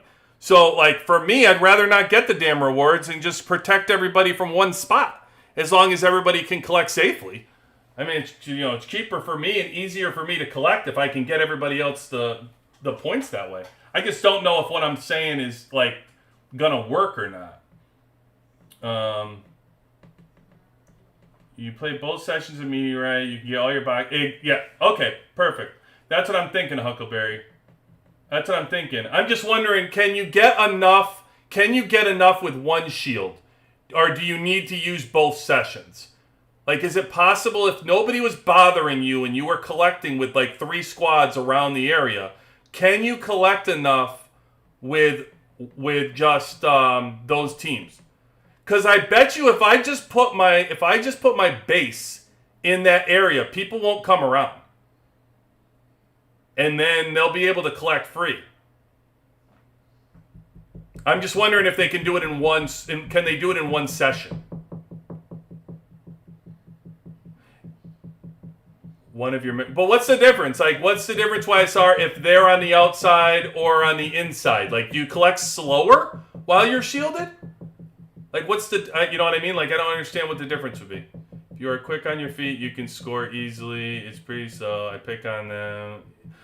Free to play. I know you're picking on people. I know that. I actually just got through saying maybe you weren't in. I just said everybody who's strong the game tells you to. So it's not the problem. I'm trying to figure out how I can best help anybody who's free to play and low spending win this game easier. Usually outside mud is pretty easy going. The best option is to have lots of same server members in a spot. Yeah, I understand that. I'm telling you, Sassy, it is. I agree with you. It's the best option, but it doesn't always work. Like, people are going to come around. I'll tell you what I see. When you're all hanging around in a clump, I just say thank you. That just tells me thank you. Because now you're all centralized, everybody, for me, and I don't have to move around. I can just rob all of you one at a time, and nobody can do crap about it. Unless you have a VIP 18 around or 17, nobody's going to do anything. I'll leave my top squad there, and I'll just rip all of your stuff. I'll take it for my alliance. It's just when you hang around, sometimes it depends on the strength of the person that comes around to do it. If Hulk comes around and you have 10 people gathered, doing that is not going to help you. So that's what I'm trying to get at is, can I get people safely? Is it better to be on the inside or outside? Blue, correct. Blue. Yeah, okay. People steal plenty of stuff. T. Be easier for you and other. I gotta put a war on here so I can comment on while we're doing it, who's stealing and who's whatever. I gotta show this to show you what I'm seeing from my view, because people are stealing everything. Have everyone in a corner and have a couple of top guys to save everyone in a corner. I like it. Oh, it's not possible in one session? Not in one session. Okay. All right. Hey, man. No, I know what you are. James, you're the one that said you were free to play. I don't know. You named yourself around here, buddy. Maybe on Shaka you're not free to play, but around here you told us you were free to play, so I'm just calling you free to play. One session needs around 8-10 multiplayer. Not enough mines that spawns for everyone to score. About half the boxes in one session using all 4 squads. You only can go to mine and take a bunch where you can collect the bigger black crystals or the blue. I don't think collecting is any faster in or out of the shield, but I think those that are in the shield are more susceptible to being attacked because they can't hit their base. I'm free to play. I try to collect with shield, but you can't collect enough to open all the boxes. If you stay with shield, you only be able to collect the small meteorites, and it's not enough. Okay, beautiful.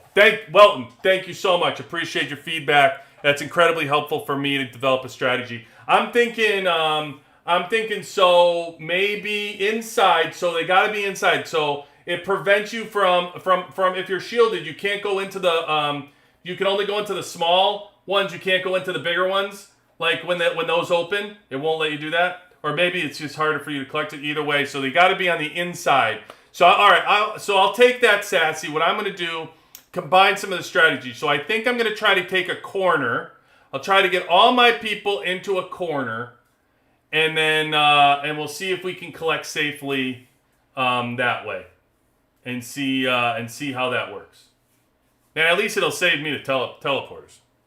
We'll try that on Friday. Let's try that on Friday. Let's see what we can do. Operation help out free to play. We'll see what we can go. I'll develop a strategy in R4 this week.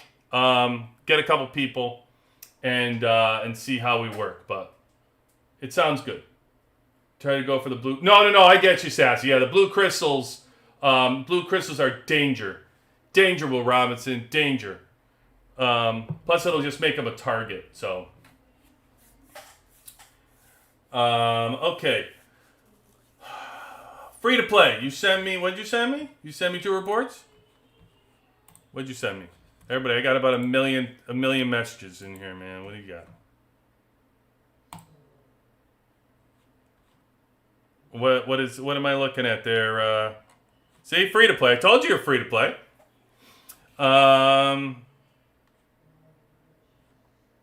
Okay.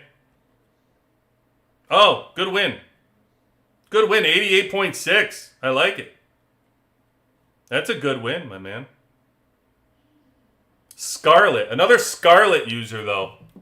Unimpressed. I'm unimpressed with this Scarlet usage. Look at this. Look at this waste of time and money. Golly. Unbelievable.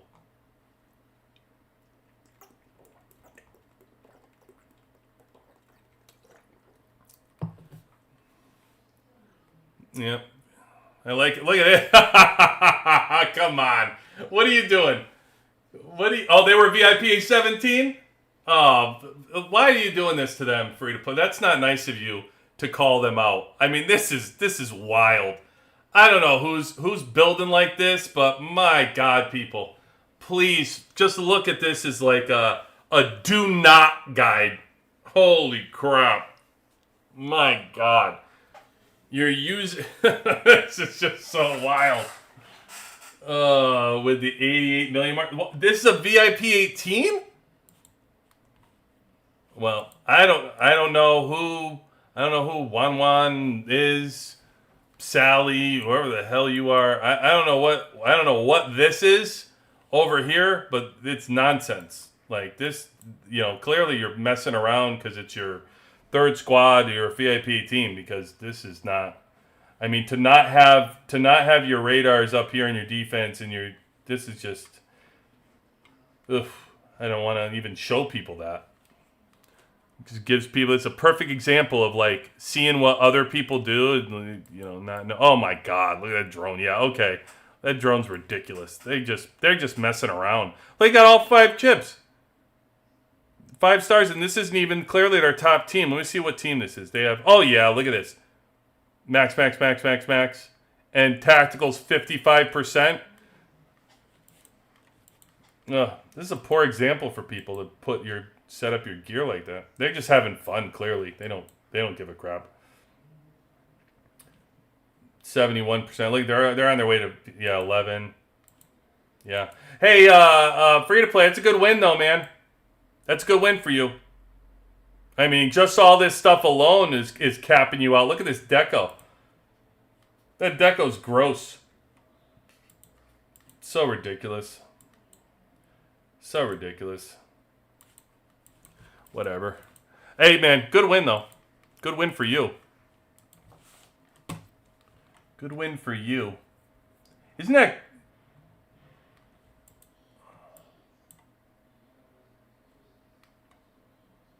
Your Skylar is off the hook, man. Why is your Skylar so off the hook?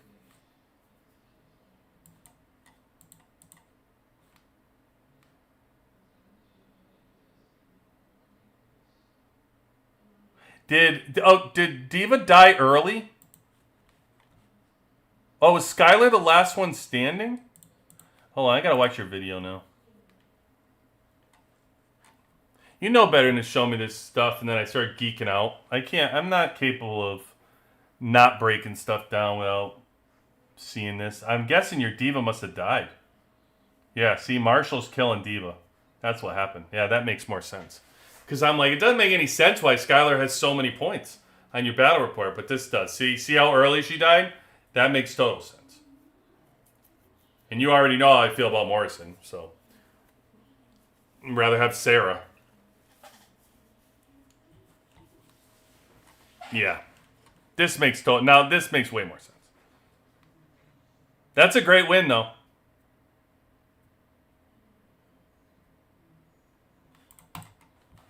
All right. Good work, free to play. Good work right there. How great is Winter Storm? Gotta love Winter Storm.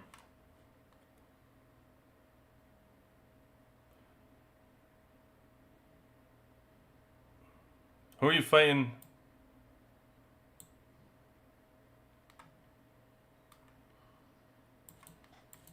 Oh my god, another one of this. Is this another VIP? Am I looking at another Oh, is this another VIP 18? I mean, I see all those exclusives and I'm like, oh no, this isn't even a VIP 18. Oh, I don't even know what this person's on. This person's just looking to waste exclusives. That's ridiculous. For what? For what? It's crazy. It's crazy. What are they getting out of that? All that. 1.2. Look at all those exclusives and you're only getting a 1.2 million advantage on you. And you're not even at 30 yet on these two. You're not even maxed out, bro. If you were maxed out, you'd be getting, this would be 6. This would be 6 million. If these were maxed, you would be at 6 million. And they did all of this just to get a 0.7 advantage on you. Wild. Silly. Silly. Look at that drone advantage. Look at it. To just get to 250 and and it's not even a 1 advantage to get to 250. I'm telling you, that's another thing I keep telling everybody over and over and over again, man. Stop worrying about that drone level. Just chip away slowly. No need to go fast on that thing. Your stacked error. What the hell? Let's see what their squad 1 looks like. Look at the other report. IP17. Where's the last one? Yeah, I mean, it's just they have okay. So you have 10 here, and they only have 9s. So you have that advantage going that offsets some of this difference. But you see what I mean? Like he's 187, everybody, and this is against a 250. And look at the difference in the drone. It's 0.7, and he has a chip advantage as well, and he has the combat boost advantage. I mean, it's just there's a everywhere. I'm just telling you that when people start putting money into trying to move this drone, and you start realizing incredible disappointment as you raise that level. That's all I'm telling you. You're going to get to 200 and you're going to be disappointed. You're going to get to 210 and you're going to be disappointed. You're going to get to 220, you're going to tell everybody, oh, that's all I got was a 0.1. Oh, that's all I got was a 0.2 or 0.02. Yeah, that's it. It doesn't go far. Like this level stuff. This was when Wales, we were all playing at 200 and Wales got pushed to 250. And now you look at it and you're just seeing the difference in the power. The same reason why I tell you that, like, you know, the defense, siege, mastery, like all those things, the tactical now coming in. Yeah, there's a lot of power in tactical. Sure, you got to use a million, you know, valor to even get a couple percentages on it. But it's like, yeah, it moves stuff. Just crazy. Yeah, this is good for your Gorilla. I'm liking this. I'm liking this free to play. Oh, I want to see this. I want to see this in action.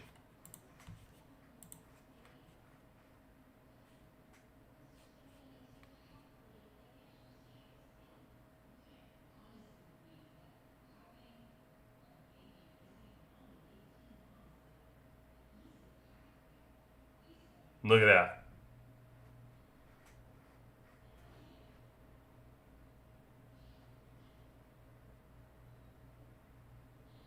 Look at his Gorilla.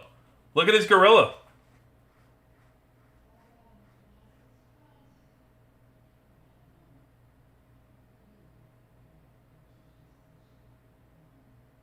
Whoa, free to play. I'm sitting here like, how did you lose this battle? You had this thing won.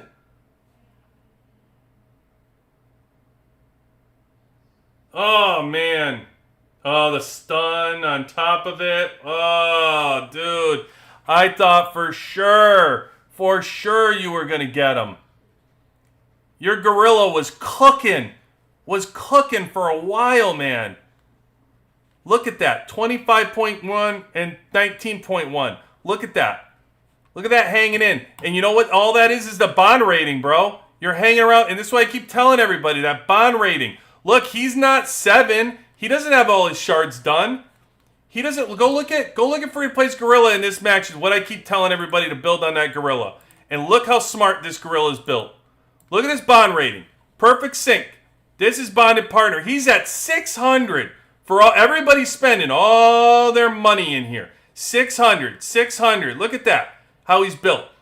He's out leveled. Look at this 7. He's only a 6. He's a 7. He's a 6. Dumped all this money in here.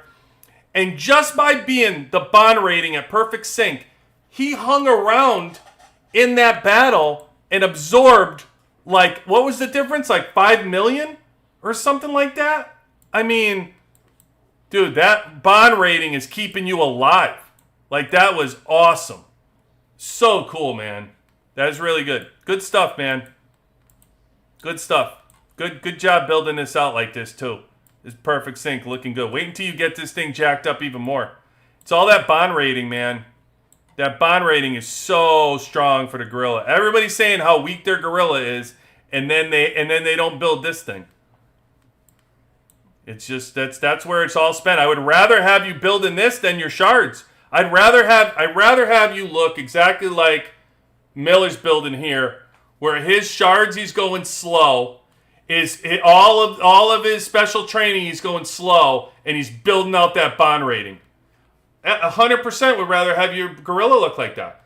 Unfortunately, the bond rating, it's very slow to build because you gotta pay to get the bonds. So it's like Free to Play can't even do it, which is why I tell you. Somebody asked me today. Somebody sent me and was asking me advice today, and they were looking at their team and they were like, "Hey, here's my gorilla. Can you help me? Like, I'm building all this stuff on my team. What should I build next on my gorilla?" And they were they're Free to Play or low spender. And my answer to them was nothing, because you shouldn't even concentrate on your gorilla.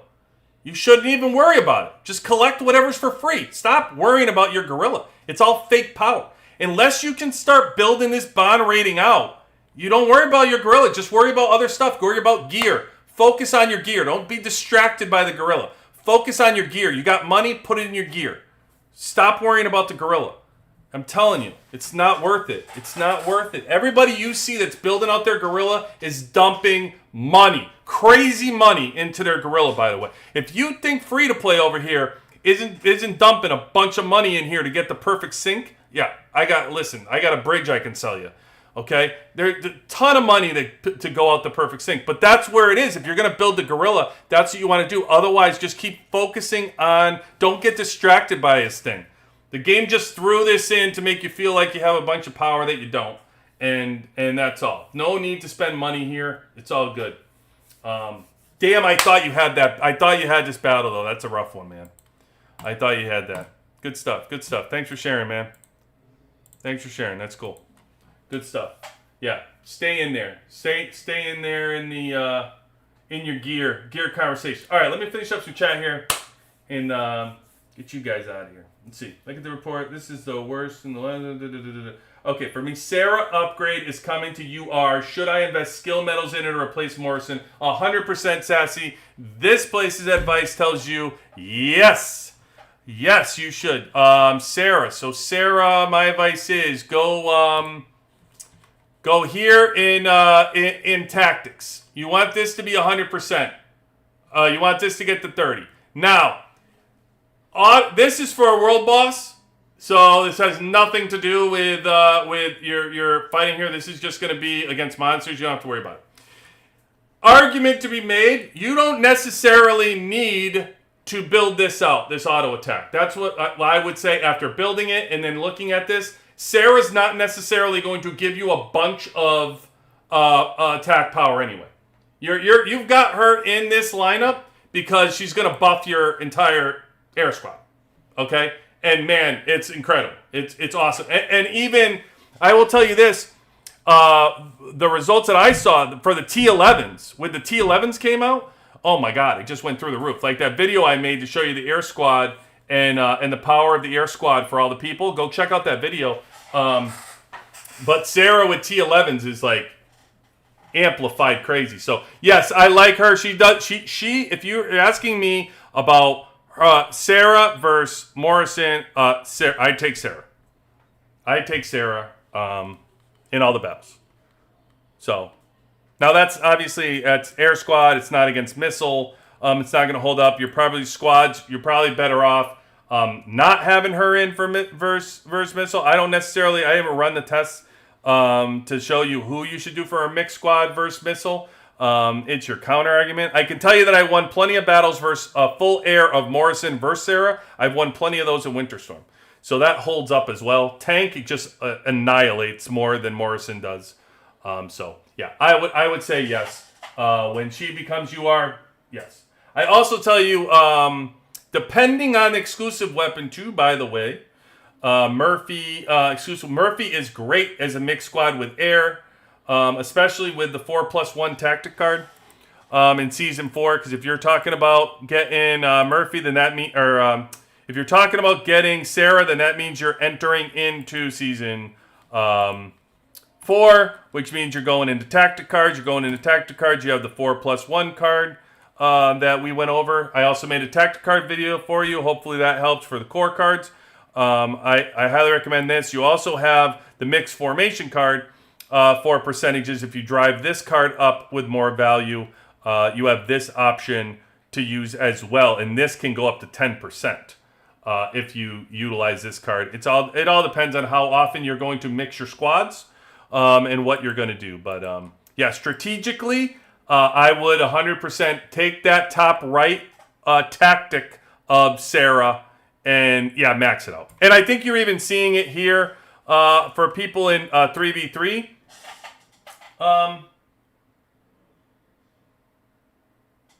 Let me see. So here you see it, Sassy. You see like CDF's using Sarah right now. I'm not sure. I don't show any. Oh no, they're using like Morrison in the front, which is wild. You got Hulk using it here. I'll look at some of these tests, by the way. So CDF hitting me.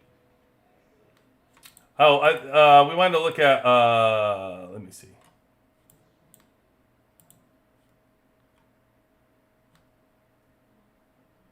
This is against Tank. So Sarah here against Tank. Oh, you know what? Oh, that was my attack. Hold on. I think in my defense I put... yeah, right here. I was putting Morrison in the front. See, here was a good one. So we were testing this theory out of Morrison in the front. You can see it's a 71 tank against a 73 air right here. I don't see what Morrison is doing. Morrison, I gave gear. I put a red radar on Morrison. I have a red gun on Morrison here. So even with the red radar, getting the counter for Mythic, and like you can watch when you put Morrison in front, Morrison just gets murdered. And this is no different than I would expect, by the way. Why people are doing this, I don't know. Like, if you have 100 million squad, then I'm sure Morrison probably holds out. Call me crazy, but I'm just not. If you're looking at an average squad of fighting missile against air, all these front Morrisons, I'm not seeing it. I didn't see it in the sandbox arena, and I'm not seeing it here. Morrison just gets annihilated. He's going to provide way more damage in the back row than he's providing up front because he just gets, handled. So, I don't know. This conversation we had, I put my team like this so we could see. I feel like this was a good comparison of a 71 missile against a 73 air where you would at least think I would hang around or Morrison would do something. Morrison doesn't do anything. Morrison gets lit up. So, there you go.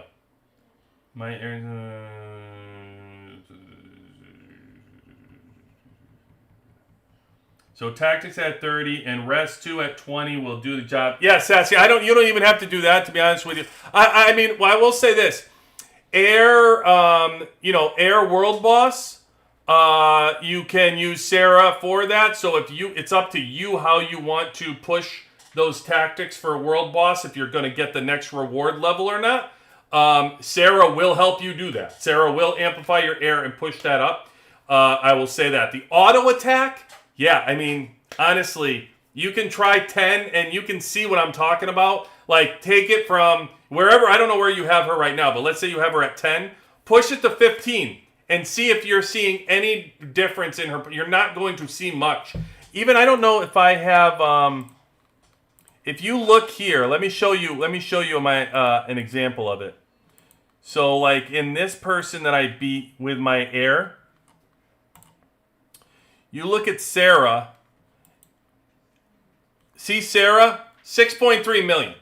From a damage perspective, what she's doing, look at Skylar and look at Diva. She's amplifying those up enormously. So this is where you're going to see the advantage of what she's going to do. It's not really with her attack.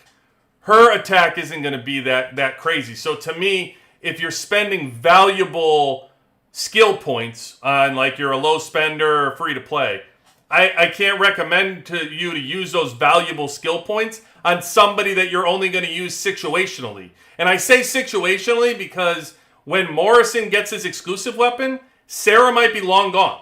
I don't know that we'll ever use Sarah again. I can't guarantee it. I don't know. We don't know. How powerful is if Morrison's exclusive weapon is freaking awesome, why would we be using Sarah? Like, where are we going to use her? Maybe what are we going to do? Put Sarah in and move, like, Diva as a front damage dealer and keep her around with Morrison and Skylar in the back and Lucius?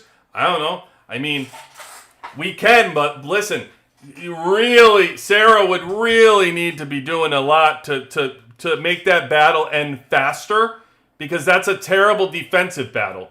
So if you can't end that battle quick, and it's anything that goes on for a longer period of time, you're going to get annihilated. You don't have the defense to stay in that battle. So, but all of these things we're going to have to test. The unknown right now is Morrison's exclusive weapon. So I will tell you the skill points right now, because this season 4 off season between 4 and 5 is very long. So you get to use Sarah in season 5 all the way in the season. You're going to get to use her when she gets unlocked. You can use her in the air squad. Plus, you get to use her in the off season, which is incredibly valuable. And now we haven't even started season 5 yet, so she's still of value. So considering the longevity of using her, I think it's worth the skill points based on the damage she does. And I don't know if you're a free to play or low spender, but if you are definitely somebody that's going to get T11s, then it's really a no-brainer. So in comparison to Sarah, will be better than what I've seen so far in every battle test that I've done. Sarah's better than Morrison. Versus tank and air, better than Morrison. I am yet to upgrade her. We're doing it on Thursday, and I have a ton of skill medals saved for her. Okay, yep. I would spend on tactics. My first and second squad are maxed out and skills with the... Oh, shit. Sassy, you're a spender. Defense heroes at 20 and reset skills at the max value. You must be spending, Sassy. You gotta be. You gotta be to do that. All right, folks. We did this. What did I already did the event stuff, right? So we are good. We are good there. All right. I am going to let you go tonight. Thank you for joining me. Appreciate y'all. Appreciate the chat. Gonna keep on this meteorite thing coming your way. We're gonna try out a new strategy and go through there. Sassy, come back, because we're going to talk about you as a low spender. That's awesome for skills. I can't wait to hear your I guarantee you're an arm race magician. Arm race magician. Yo, hey, welcome in, Sane. Good to have you in. We are peacing out, though. I will join you again coming up this week. No, I do not. Who are you? You going to tell me who you are? Don't know. Oh, that's all right. Hey, my man, Serverling guy. Oh, I love this guy. This guy's phenomenal. Phenomenal. This guy's going to get... This guy, we're going to... anybody who's in the WWC, real quick, I will tell you this much. Serverling guy. Oh, so good to have you in, man. I don't know where you've been all this time. Come on. Get up in here. Serverlink guy, we will have an actual... Serverlink guy's going to get his own video. We will be talking to Mr. Serverlink guy. You're going to find out all you want about this man. And he is a just phenomenal story coming your way. Big fan. See, he even said it. He said, I am great. He told you. Boom. He is great. Hey, thanks for coming in, man. We'll talk to you soon. Thank you all. Thank you all for being here. We will be doing this again tomorrow night. So come on in if you like to. QB18 out.